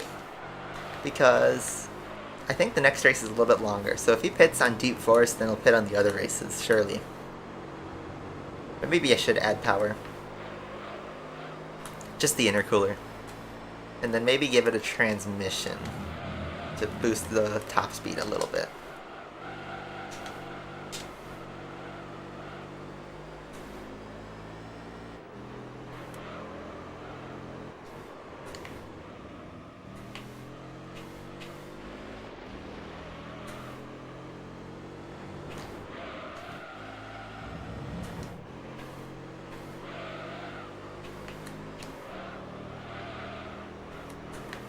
Alright. I thought that wasn't going to work. I thought we would have had to try to pass him on check. And he might be faster right now through RGT. But I think we'll get him. Look at that, we're about to lap a legacy. Anyway. Cross the line. We take race 1. Kind of a boring race, even though we were in second for most of it. We had to just do a pit strategy for that one. There we go. Let's see how much time he made up at the end. He was 14 seconds at the last split. And he was 14-0. So we would have held him. Well, 15 grand. It won't fully make up, but it'll be something.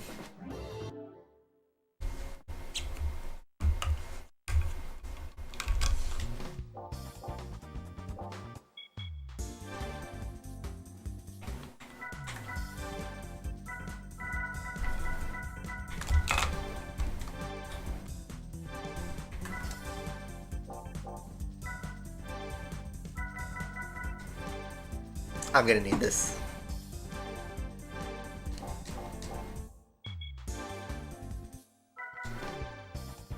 Alright, let's keep going.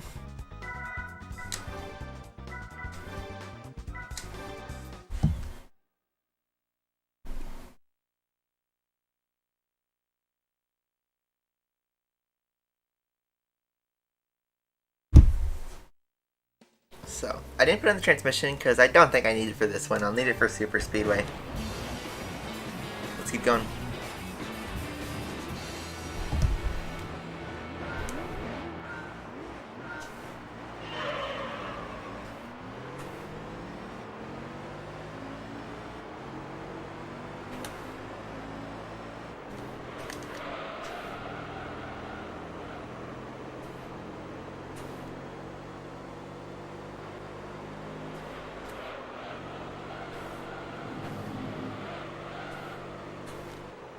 So even with the intercooler, the extra horsepower, we still have to try and keep up.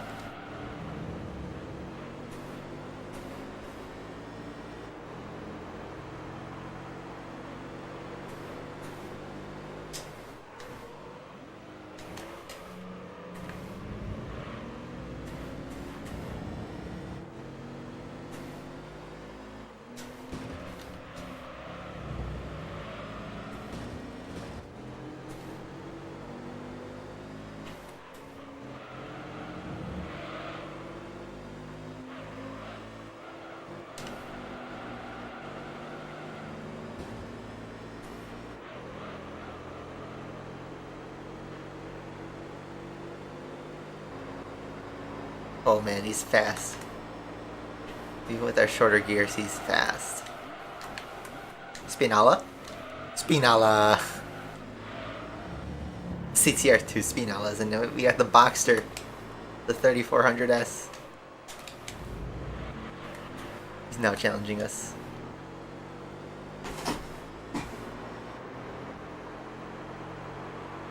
Rome almost looks like Sochi. It does look familiar. It looks like it You put Sochi in the microwave. We just did what the AI did. Don't worry about it. Oh man, this thing cannot steer on these tires.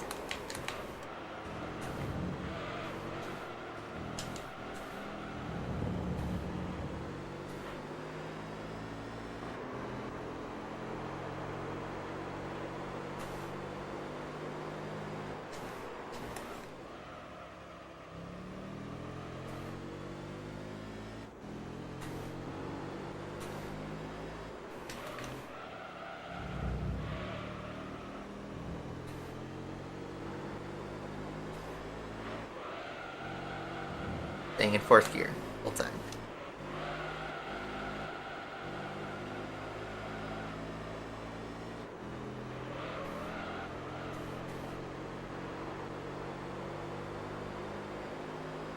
So gap is 3.9 seconds, pretty much 4 seconds.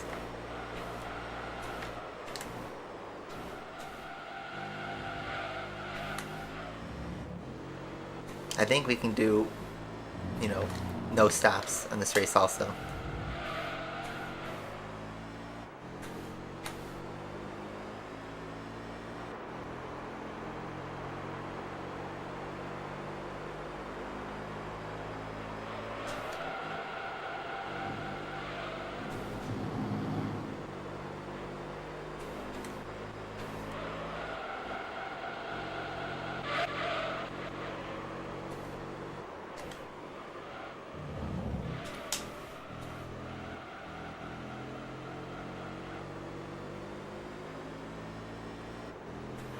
This race is also relatively short.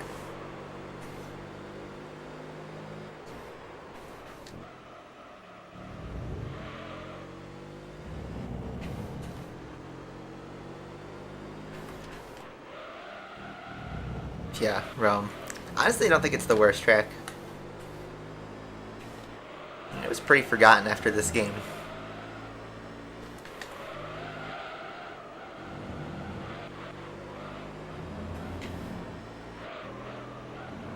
I mean, there's endurance on this track, but it's a timed endurance, not a lap one. So the gap's only 4.4. We're in the same predicament where we have a gap. Even with the intercooler upgrade, it's still not enough to keep up and pass. So we're going to have to hope he pits, which I think he will.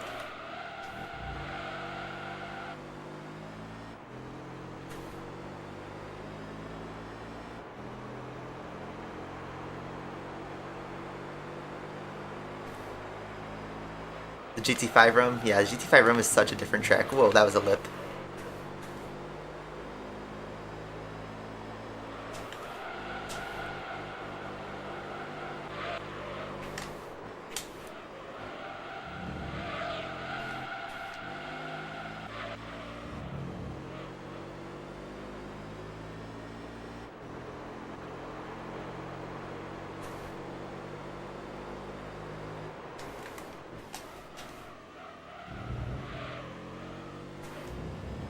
I like GT5 version of Rome, but I think this was more fun to drive.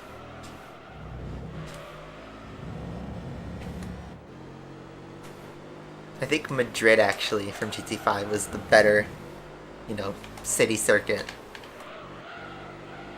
It seemed more like a spiritual successor.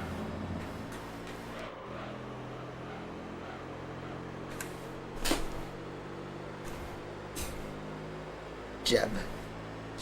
Do you mean Jeb Bush or Seb Vettel? Because those are two very different people.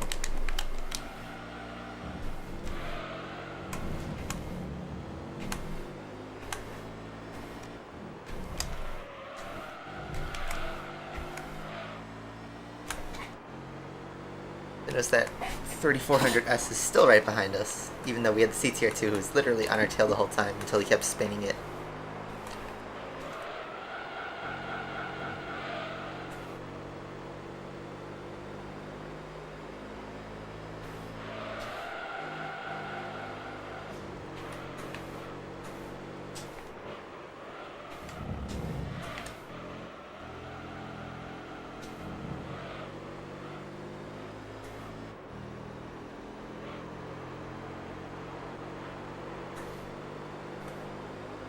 so we lost a little bit of time to the RGT.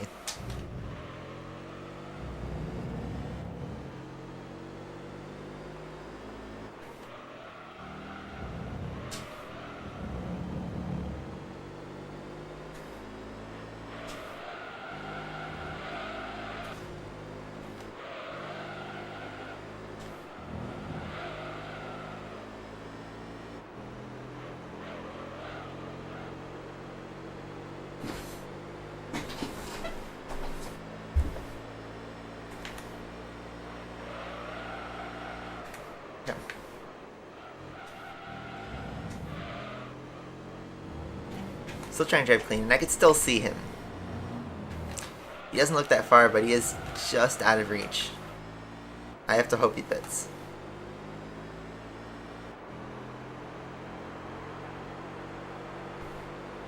Now I dropped the gap to 4 seconds.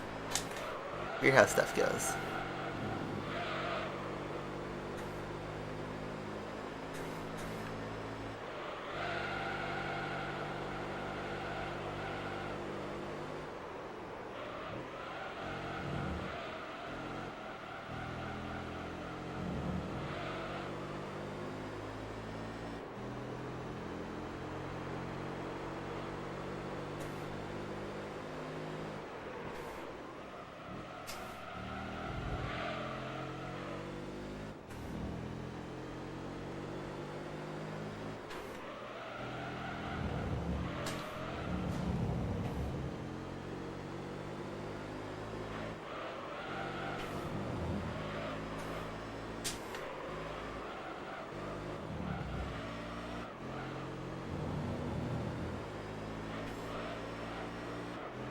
Pretty quiet race.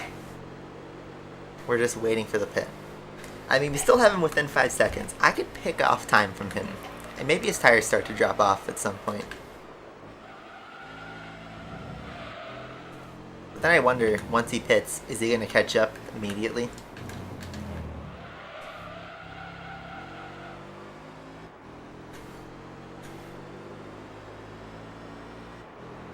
Thing is, I can't pit because I'm pretty sure the 3400S will not pit. He's lighter and probably better on his tires. Oh, bad start. This is like Canada 2019. That's a pain race.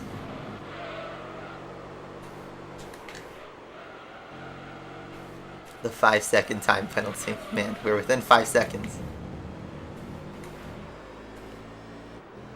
But the thing is, he doesn't have a penalty. You think the ref's going to pit on lap 9 again?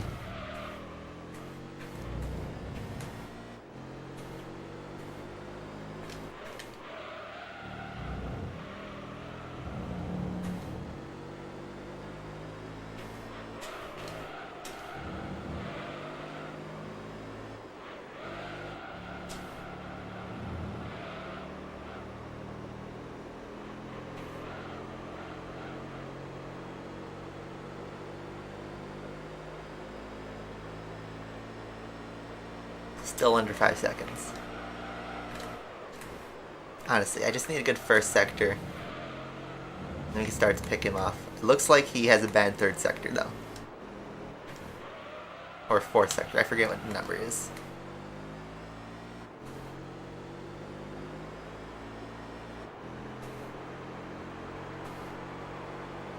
Now it's 3.5 seconds.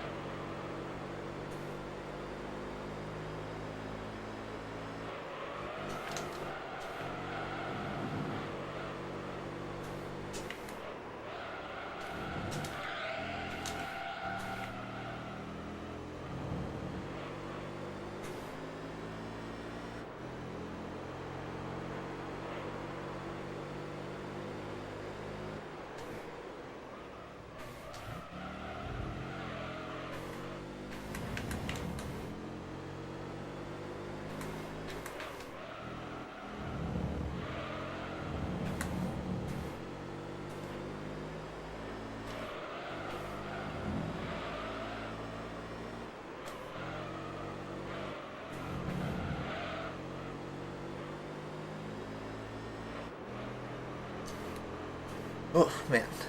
Even though I thought I picked off some time, it's still only 3 seconds. I don't know if he's going to pit on this lap or he's going to pit on the next lap, but I feel like he is going to pit. Coming up in that 12-minute mark, so. Look, he's pretty slow in that corner.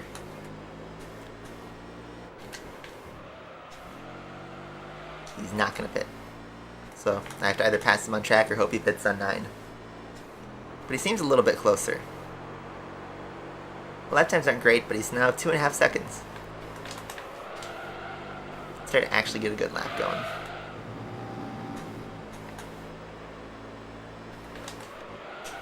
Ooh, the 3400S pitted.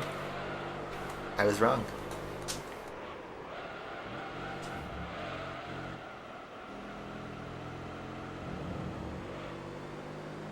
Hey, we're gonna lap the legacy. The Pain legacy.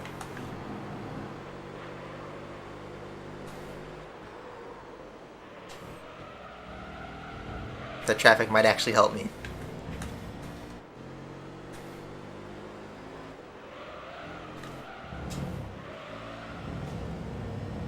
Nope. I'll just cut right through. Maybe I could use the legacy as a slipstream.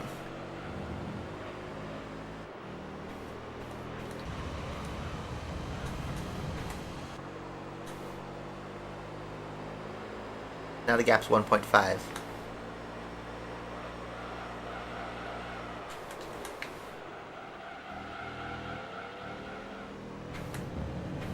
I'm gonna send it.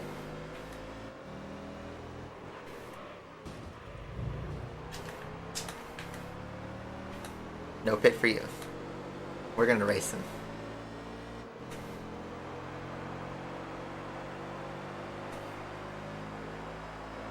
I don't think he would have pitted anyway if I wasn't blocking him even.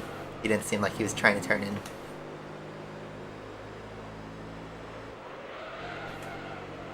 Which is weird because this track doesn't seem like it's longer, but it doesn't seem like it's any better for your tires than Deep Forest.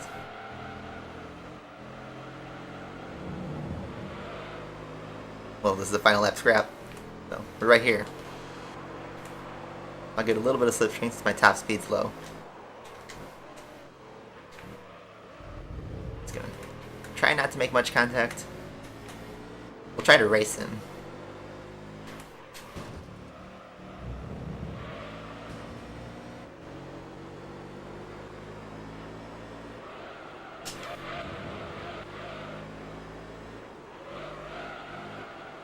We'll be coming in hot on the straights.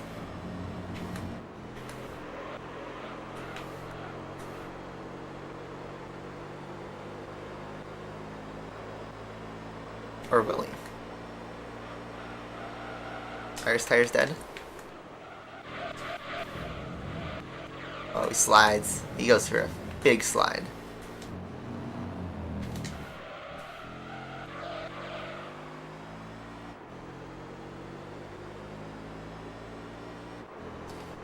Oh, that was kind of interesting. We win that one. Sweet. I think the Pain Legacy is actually going to get lapped.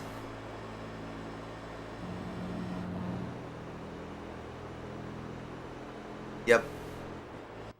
That was a good one.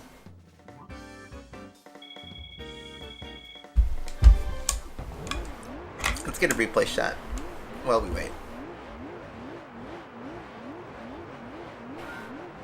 Alright. Yeah, we're only going to knock out 2 series at the end of the day. You know, I do have a little bit of extra time though. We might be able to do a third.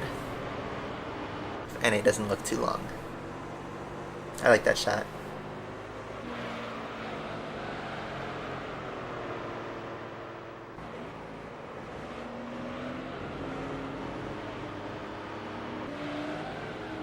That one's nice. This one's good with the whole group there.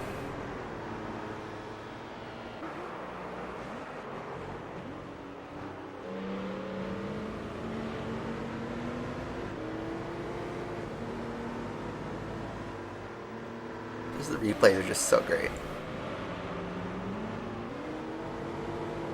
Oh, that one, not the right shot, but the right scenario. That's not bad. Ooh, I like that one. That one's good. Let's get the one up the straight where the CTR passes me. That one's pretty good too. The Spinala. Oh, the big Spinala. Alright, we got our shot. Let's do the last race. The Super Speedway. An oval for a bunch of box ranging cars. Not even the fastest stuff. This is why I bought a transmission, is because I feel like we need top speed. Because I don't think the tires are going to bail us out on this race. Because I think our tires won't last 20 laps. Wait, what am I doing? I'm looking for transmission. It would help if I had it.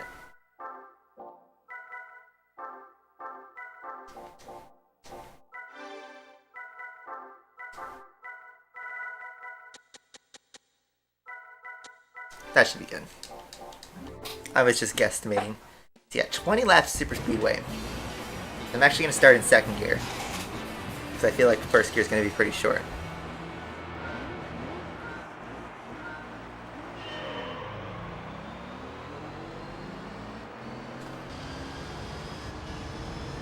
Now the transmission sounds a little bit different. Now we have 6 gears instead of 5.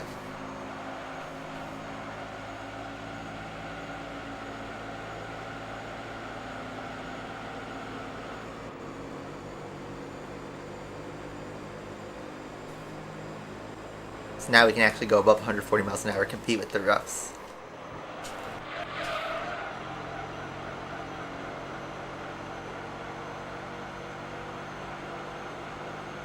Fictional Darlington. I think this is supposed to be like Twin Motegi, sort of. Because that's what ended up coming in GT4.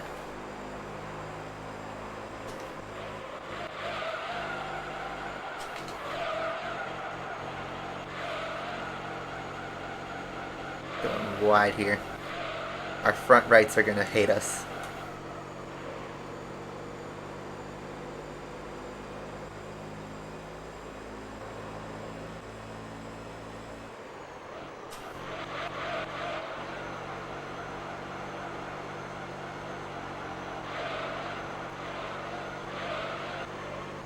Look at that, the RGT that's caused us so much trouble. We're now neck and neck with him. Just from a simple transmission upgrade.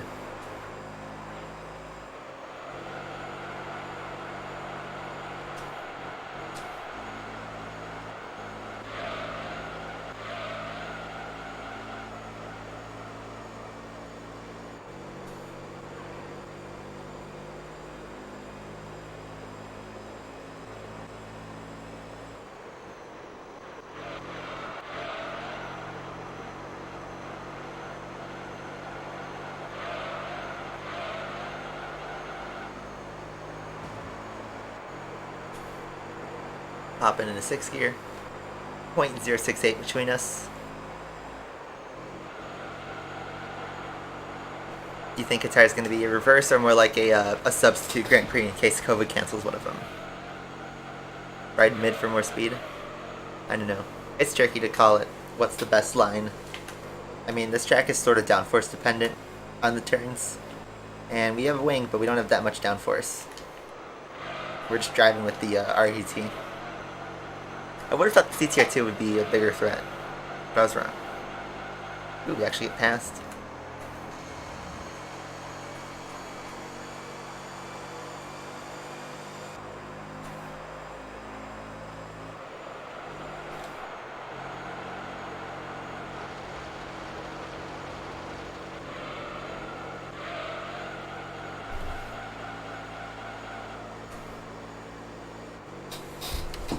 I think we should only stay in 6th gear above 136 miles an hour.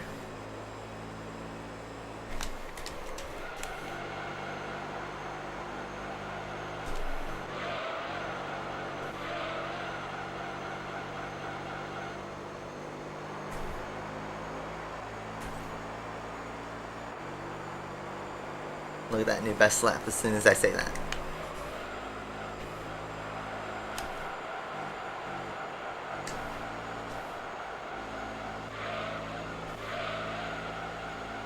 Bit of a wide exit, but let's stick with it.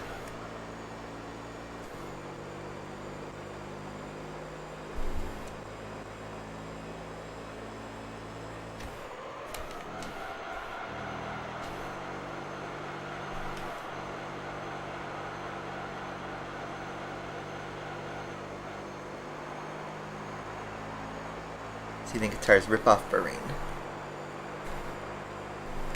And no, I haven't seen much of the track.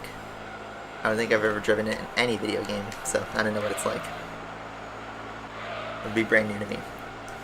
So, track looks narrow from the pictures I've seen, and I hear it's kind of hard to race motorcycles on it, let alone F1 cars. So, I don't know. It's a little concerning. It looks like our front right is gonna be crying. The rest of our tires look fine, but the front right just looks like it's in pain.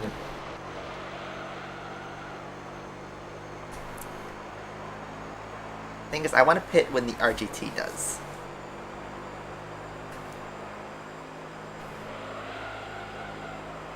The Impreza already going for a pit stop. So that means surely the other cars are going to pit.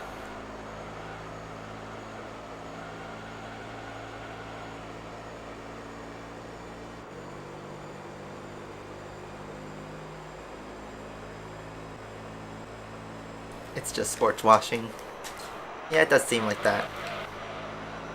I don't know. Without getting too political, every time ethics is brought up about, you know, the new F1 races, everyone always has to compare and do a what about argument, which never leads to anything meaningful.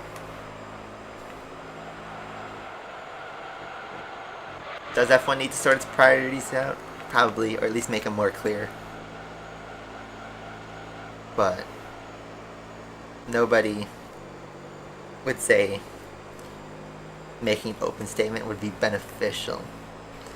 But then you have the people who will make the what about arguments, so I don't know. It's a tricky topic that I think myself as a fan, yeah, I buy F1 merch, I play the video games, I'm planning on going to races, I watch the races, I buy F1 TV, so you could say I'm probably part of the problem. But F1's a business, and that's how they run it, and I feel like even if like 20% of the F1 fans didn't watch a specific race as protest, that wouldn't be enough. Because they get most of their money from the track deals and the advertising, and ultimately the 80% of people who would continue to watch regardless. And then at the end of the day, it's just, I missed a race. It's a really, really tricky situation. It's hard to argue anything. So, what happened to the roof? He just dropped off. Probably his tires are starting to go bad. Maybe I should pit. Just so I get a fresh set of boots. Even though my tires are just starting to break in. You know what? Let's ride our tires for a little bit. Since our tires are just starting to break in, let's get those good lap times in, and then think about pitting. Oh, there he goes. He's pitting.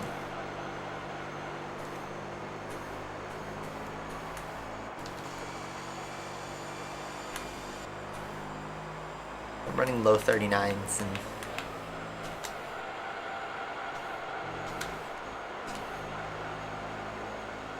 here we go. I think we'll do one more. Since we got the good lap time, let's use it, and then we'll box. See if we can overcut the rough. And not get undercut, actually.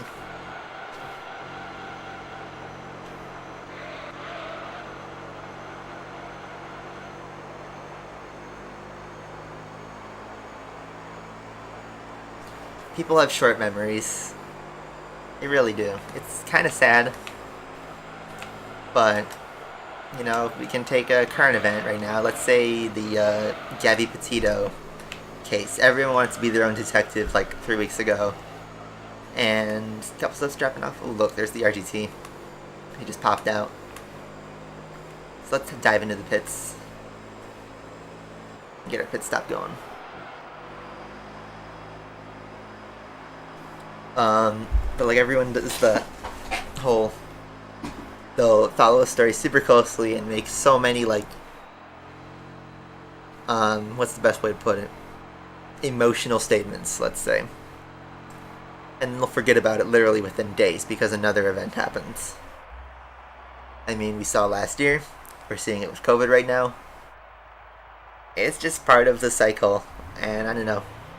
They're really a single entity to blame. Media, consumerism, good old capitalism. I don't know. Probably a combination of everything. But what can I do about it? Play a PS2 video game.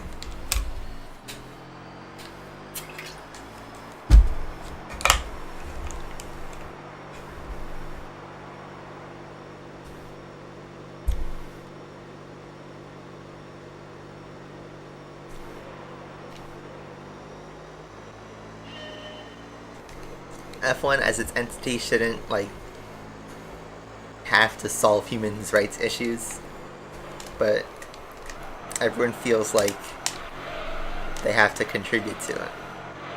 But what do? F1's a motorsport. The business, they make deals, but I don't know. Lucas is a commie confirmed. Sees the means of production. But then everybody will drive an electric box with no customization. If they even drive. I don't know. The thing is, like, if you pick one ideology, you have to follow every single checkbox, and I know, like, in modern socialist communism, cars are a waste.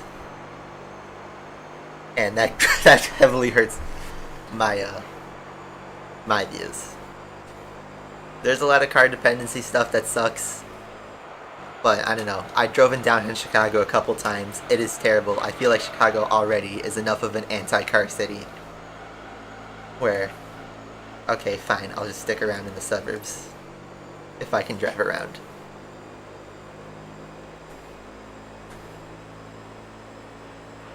Well, F1 took a clear stance because they don't want to lose their fans.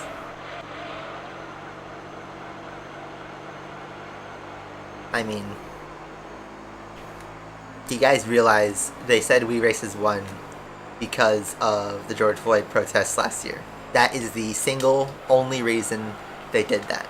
Because those events happened like a month before the 2020 season started. So the only reason they did that is because that month every single company had to take a stance and had to take a position, because if they didn't, then people would flame them online and then in some cases even torture their business in real life. So, you know, F1 had to do that. Or at least they felt like they had to do that. So then they make that stance, but I don't think they truly meant what they said. I'm talking about like June, July 2020, when, you know, the George Floyd events happened and all the response and protests. But I'm specifically talking about what businesses and corporations responded, not what people responded. But I feel like F1 made that not as a... They did not really intend what they said. The only reason they made that statement is that they wouldn't get flamed online. I feel like everyone can agree on that. That's where they launched their whole We Races One thing. And no, you didn't. I don't think... It's hard to say, like, no business means what they say, but at the same time, it's kind of in like a damned if you do, damned if you don't situation.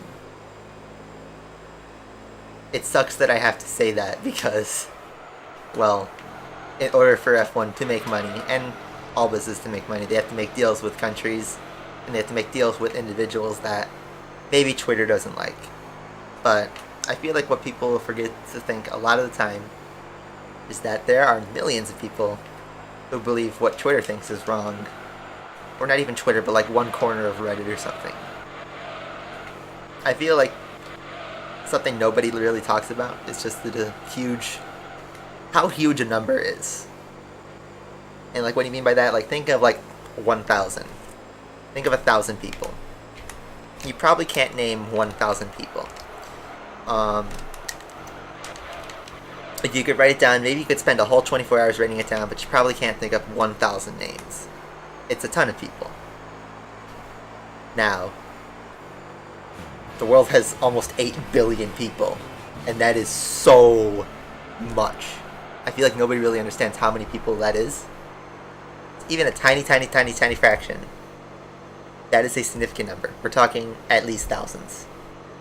And if you see 1,000 people shouting, "We can't eat bread anymore. Bread must be banned." I'm just making that up. Maybe that's an actual stance, but if they say ban bread, bread can no longer be produced, sold, and eaten. If 1,000 people said that and you saw 1,000 people shouting that in front of you, well, you'd think everybody thinks bread should be banned. But that's not the case.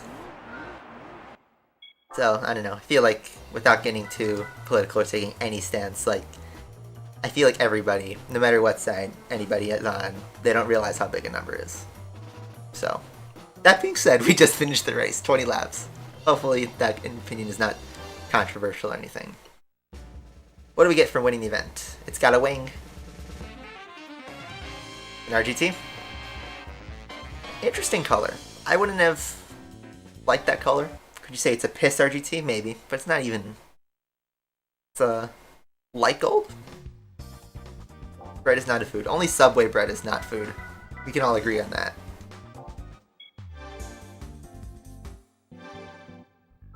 Roof RGT. 379 horsepower. No color listed. There you go. It's nice though. Percent. 66%. Almost 2/3 of the way through. That's the end of the segment. 3,600 miles though, by the way. Almost perfect.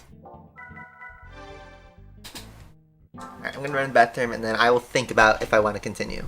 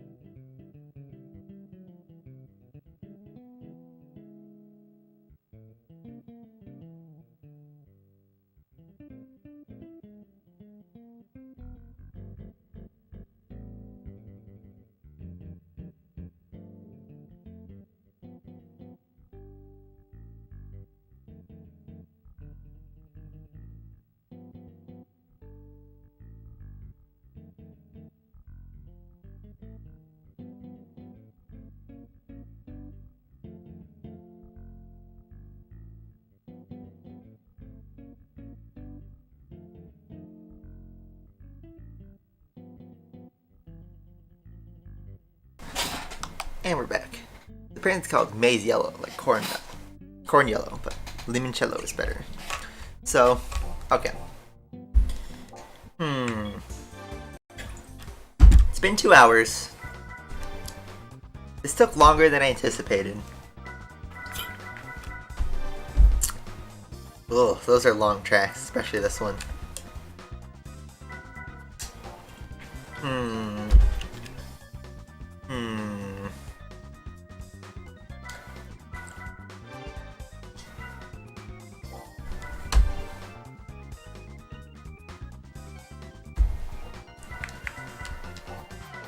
So, the next time we play this game, we'll have to do NA Turbo, Talent Event Guard, which I Either have to buy a car or we'll get it.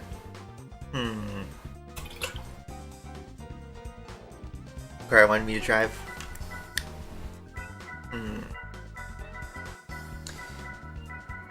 So the next week we'd probably do NA Turbo and Sunny Event Guard. Then the time after that we'd probably do Vids Race. At least trophies a week at least. Clio trophies a week at least. Man, this is like a month of championships in 4 events. Man. I mean, we could like knock out maybe 2 at a time, but 36 races took 2 hours, that's crazy.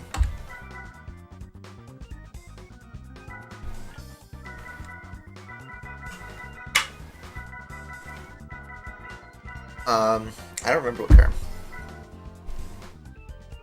I'm gonna quickly look at the preview. Let's do Toyota, or not Toyota, Tokyo. The Nismo 400R. That was for the race of Turbo Sports, right? So yeah. So what we got here? We got Clio, we got NSX, Elise, a Viper, a Griffith, Tommy Kyra looked like. So all in that ballpark.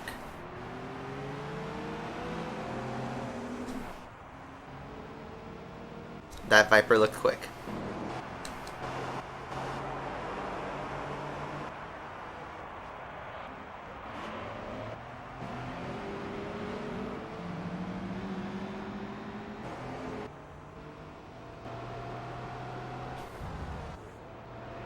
This is a nice car.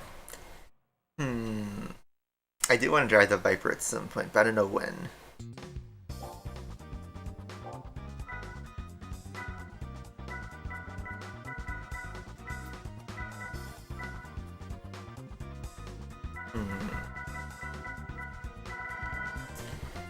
Okay. What if we do one race, one single race, and then pick this up next week? You guys be down for that? Or should we do it all in one sitting next week? Your guys' call. I don't have time to do all 3 of these races because they're going to take too long. But I could do like 1, maybe 2.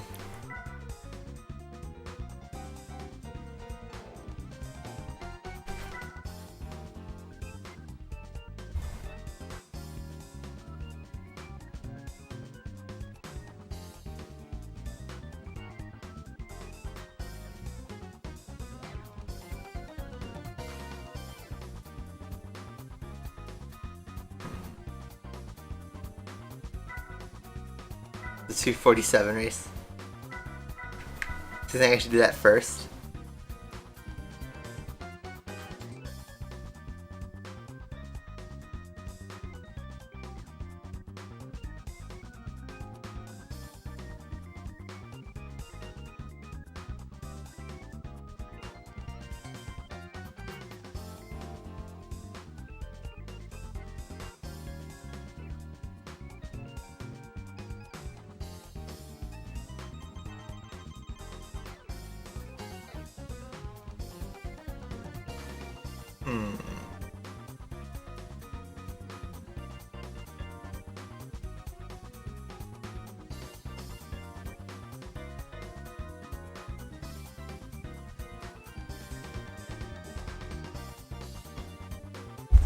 I don't know. Let's see what cars we can do.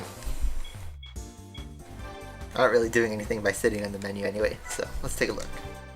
We got that Viper I do want to drive. I don't know, we could drive it for Polyphony Digital Cup maybe. I always like that car. We could drive the Shelby Cobra. That car's in A. Or is it supercharged actually? Not the PC Cruiser. Viper has 6 legrooms. Let's check it out. Oh yeah, I do see that. That's pretty neat. No replacer for displacement. Alright,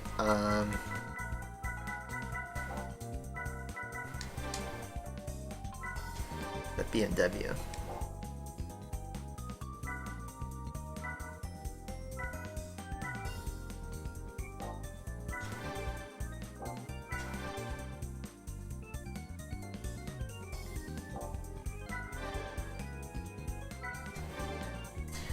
to do the XJ220. That is $780,000 though. Holy crap. And it's turbo anyway. Cool though. I want to drive this car at some point in this game.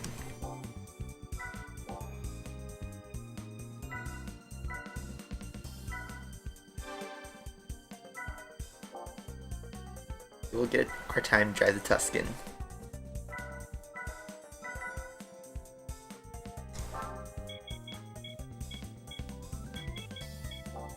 You know what? We have a Vanquish.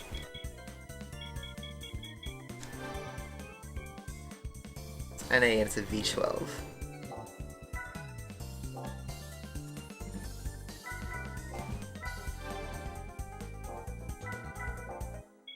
Have we driven the Vanquish? Wait, we don't have a Vanquish, don't we? We don't. I think that's, you get it in a license, I just realized. Oh, so we can't drive the Vanquish then. Because we don't have one. That's right. Oops. Let's say a Vanquish would be a perfect car for that. Except we can't buy it. You gotta win it elsewhere.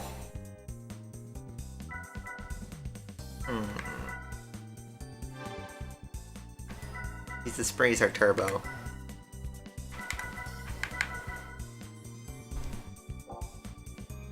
BMW could be an option.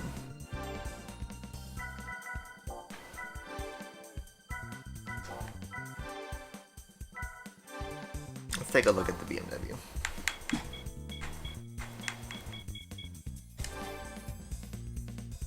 Only 190 horsepower though. Quite out of the ballpark. We need to upgrade it a lot.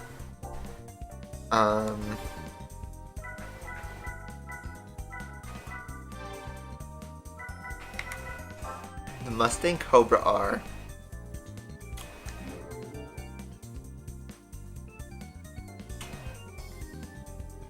No. You know what? This one could work. Let me just check what other endurance races we got. I want to drive the Viper at some point in the game. I think this one's American race cars. Or no, that's regular American cars, I think, actually. This one's American race cars. Everything else is like race cars.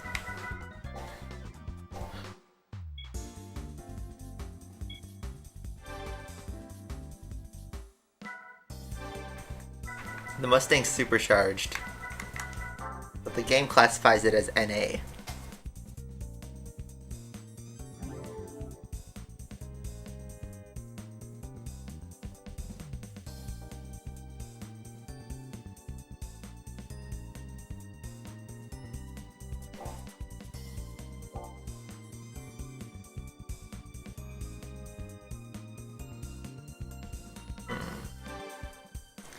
I do like the Viper. I know it's an opponent, but I kind of want to drive it. It's just a great car. So a question. One race today, or save this for next week? I will ask chat. Once again, I know James mentioned 2 for the Tokyo race. I kind of want to do the races in order though. So yeah, then the question is, one race today?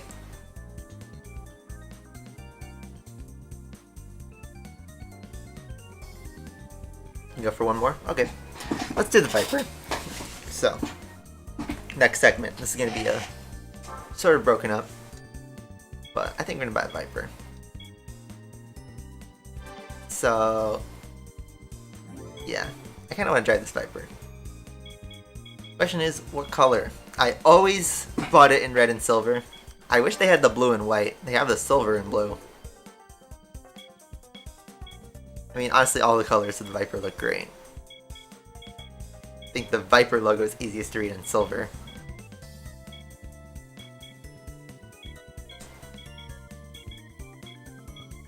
What color should I get it in? I kind of like all three. Silver, and then the blue-white. So, yeah, okay, this color looks cool. Let's do that. Alright. So we got it. Now we need tires. And I don't know. Let's see. Probably can't go wrong with super slicks, so let's just do that. Yeah, everyone said silver. Okay. And then for engine. Do you think we need a tune-up? I know for the NA Cup, I think they go pretty high up. Let me just quickly Google if I could see what the horsepower is.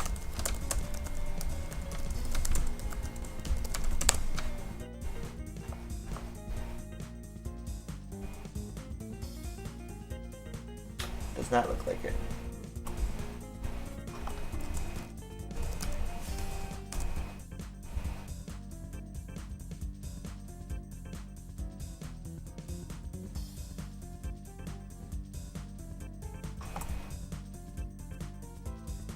Wait, on my GT4 thread. Oh well. I think let's do stage 2. 600 horsepower. I feel like with the trends we've been doing, let's do that. If it's too much, we can tone down a bit. And then, I know it's a Viper, I'm gonna need a sport suspension. I just know that. American car, we need dealing with American style handling, so let's butcher this Viper a little bit by giving it some upgrades. Alright, let's do Professional League, Race of NA Sports, which is limited just to NA cars. Pretty simple. Let's start with Apricot Hill, see how long it takes us. I might do 2.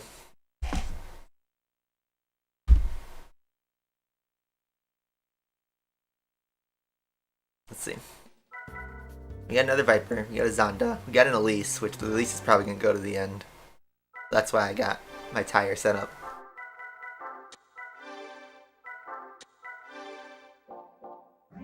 And 600 horsepower.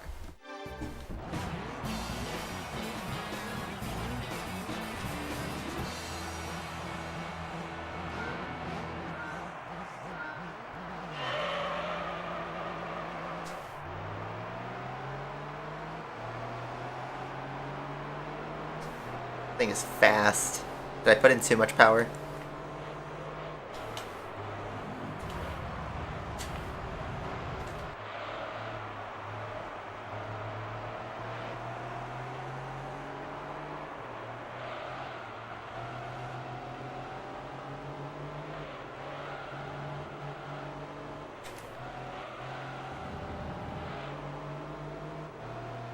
This car sounds so nice, even though does it really sound like this in real life? Not really. But I think this car sounds cool in Gran Turismo.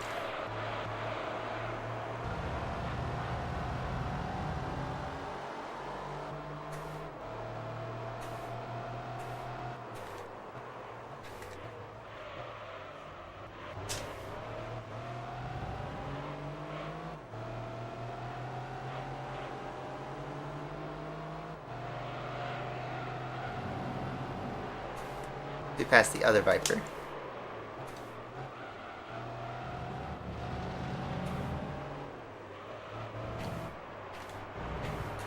I feel like 600 was enough for this car.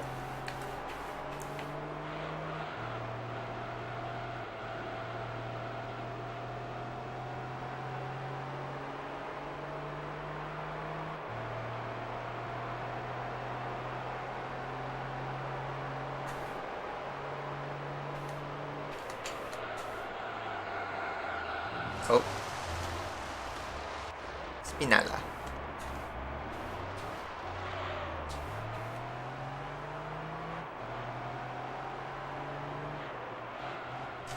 That was bad.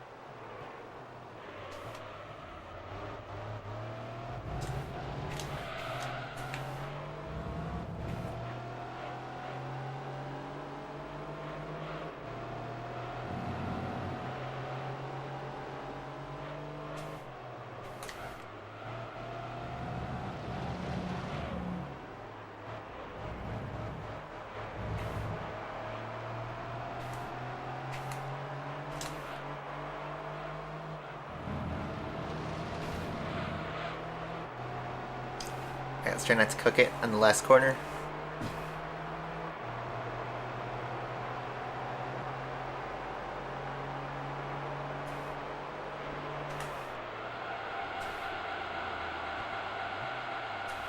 Big slide, but no spinella.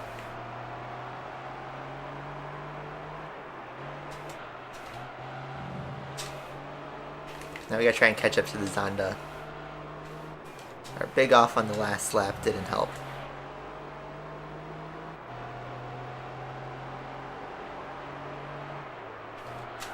Now we're 5 seconds behind. Now I think the Zonda does pit. So we got that going.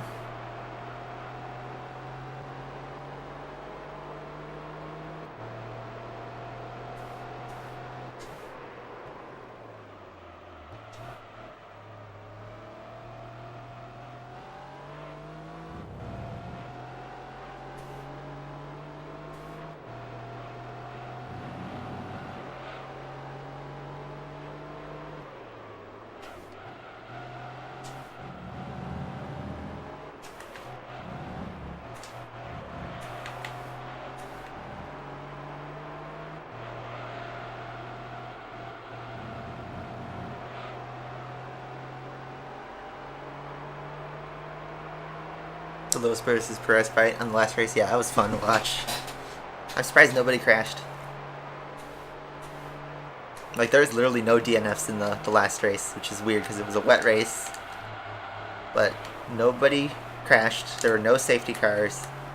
There was barely even that many yellow flags. Just a couple spins, like Tsunoda and then Vettel skidding around on the slicks. Those were like, and Alonso spinning. That was the only like yellow flag incidents. No retirements, no crash damage.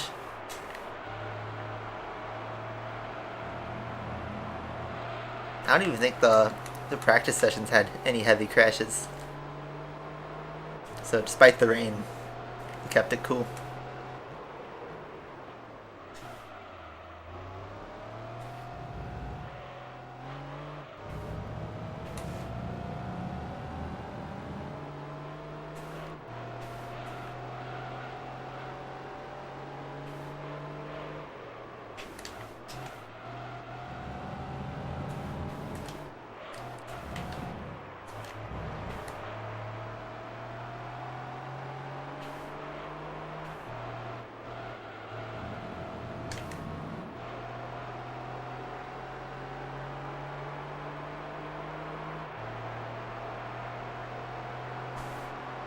So we're slowly making time in the Zonda.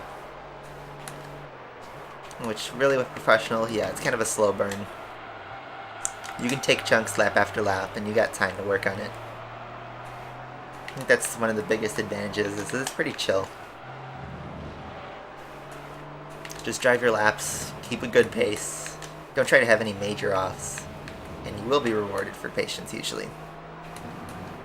Usually. Sometimes you have to rely on a pit strategy. But in this game, the super slicks are just so overpowered in terms of pit strategy.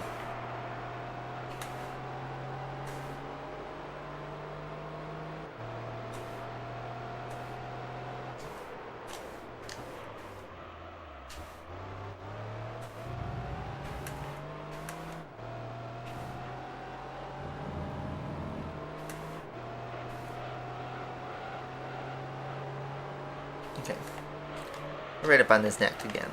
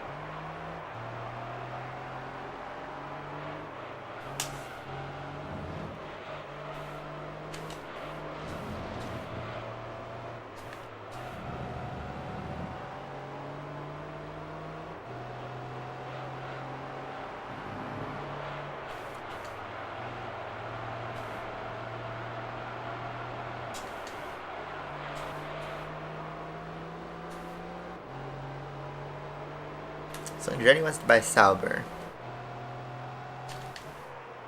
Probably because he wants to get Colton Herta get an American driver again. Which that'd be a weird way to do it. But it's a valid way to do it. As we see time and time again.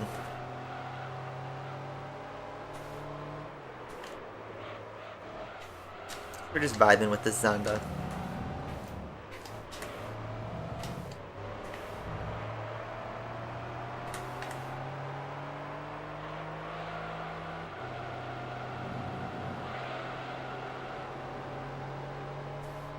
Let's actually drag him now. Look at that power kick in. 0.025 between us. Wow.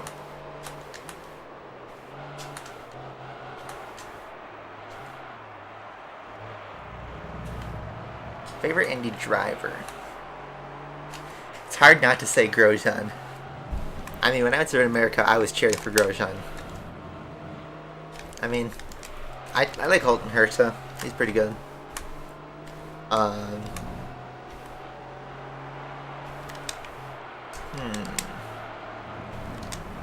mean, I root for most of the former F1 drivers, but Montoya maybe. I don't think he races Indy anymore though. Only the Indy 500.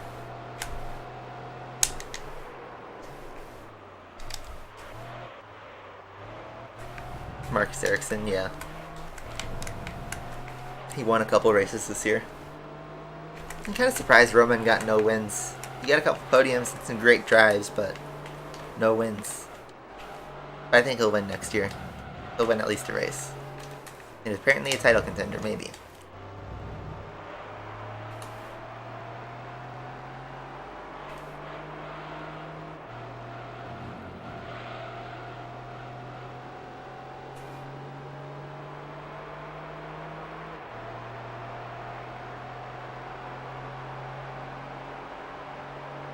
Yeah, everyone seems to like Newgarden. When I went to Road America, a lot of people were cheering for Newgarden.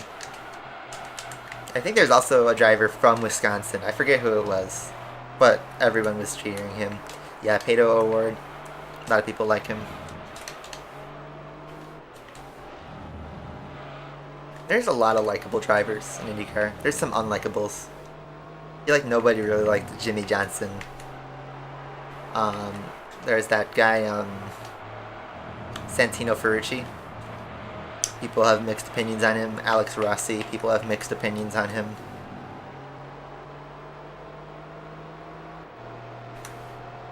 Then you got like Scott Dixon, who's like, you know, the Hamilton or Schumacher of IndyCar. He's got so many titles.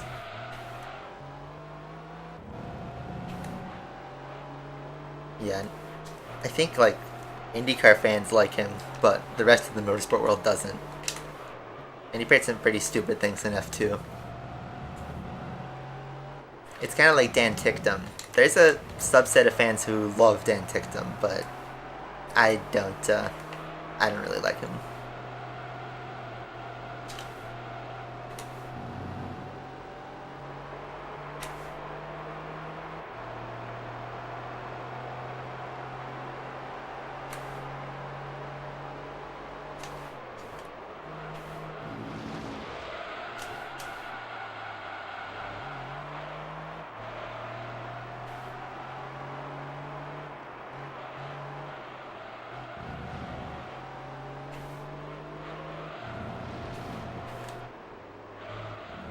Other Viper pits, but I have good enough tires. It's only the NBC booth like Santino. You know, I liked the NBC crew when they were doing F1, but that was only for 2017 when I was watching. They were pretty chill.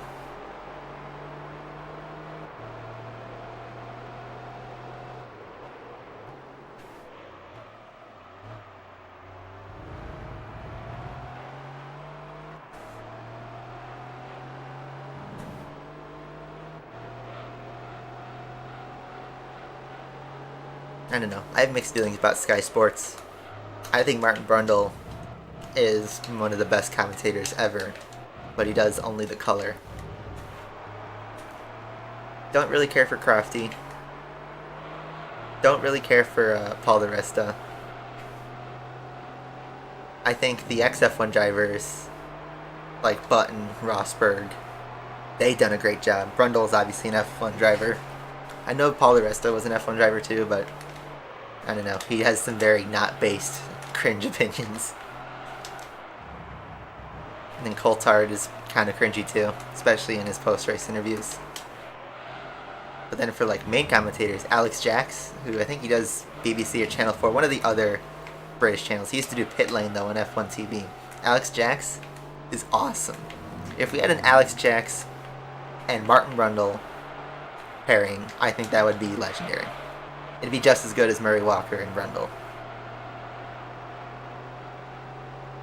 I know Murray Walker didn't commentate when I was watching F1, but, you know, all the iconic clips from the 90s, 80s, 2000, early 2000s, those are Murray Walker. Kareem Chandog, I don't think he's that bad.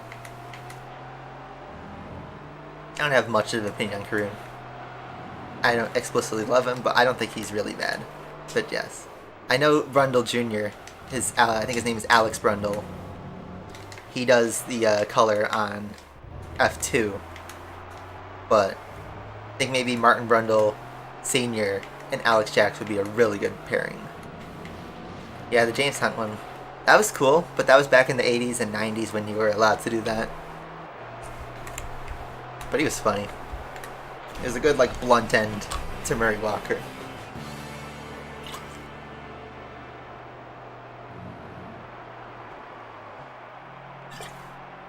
So I thought the Lotus would be more problems, but not really. And the Zonda didn't pit. So, good thing we passed him. Pretty chill race. Some nice credits. It's a good replay cam. So, it's 12:20. I'm gonna stream for almost 3 hours, so I think we'll pick up the last two next week. So, yeah, James Hunt, Giga Chad. So, video archivist will all just be blended together, but next week we'll pick this back up. So, I'll save the game and we'll just pick it up. So, whoa. What happened?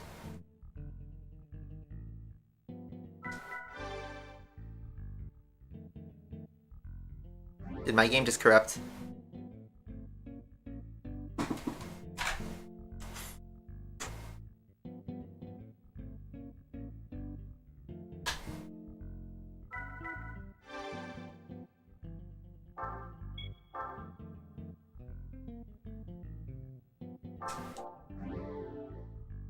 That was weird.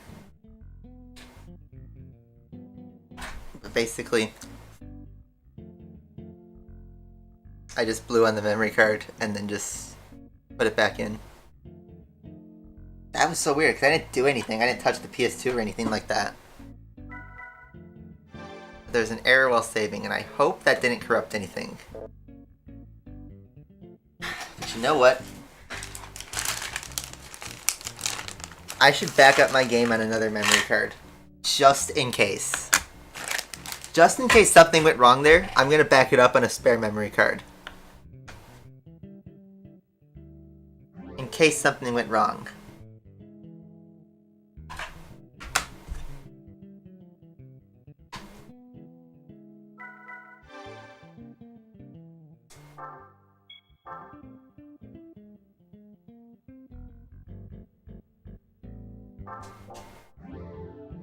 So there you go. Just trying to be safe. So, just in case something went wrong and something corrupted, I have 2 saves. If we lost 40 hours progress, I'd be devastated. That would be the worst way to end the project. But I think we're okay. So, I mean, since we saved the game, we can restart the PS2 and check out. So you know what? I'm going to do that. Let's restart the PS2. Since we saved the game on 2 memory cards, we should be okay. Oh, I didn't mean to do that. I forgot the game was loading. When you have an active game in the PS2, it loads.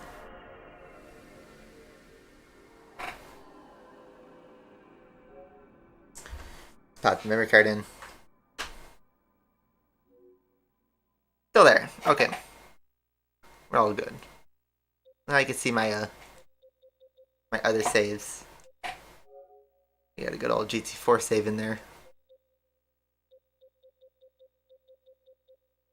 Alright. So we're all good there. I think we can end the stream there. So, yeah, this is proof that I play on a real PS2, guys, with real memory cards. So, hopefully, that clears everything up. So, we're good. No lost saving data. I think just something happened while we were saving, so hopefully nothing crazy. So, I'm going to end the stream there. So, hopefully you guys had a good time. I thought it was pretty chill. So, we're all good. Enjoy the rest of your weekend. I'm going to be in pain until Wednesday, but then after Wednesday, I can breathe again for about 8 weeks until I find out my result. But, yeah, that being said, hopefully you guys have a good rest of your day. Have fun, stay safe, the usual. I will talk to you guys next weekend. Bye-bye.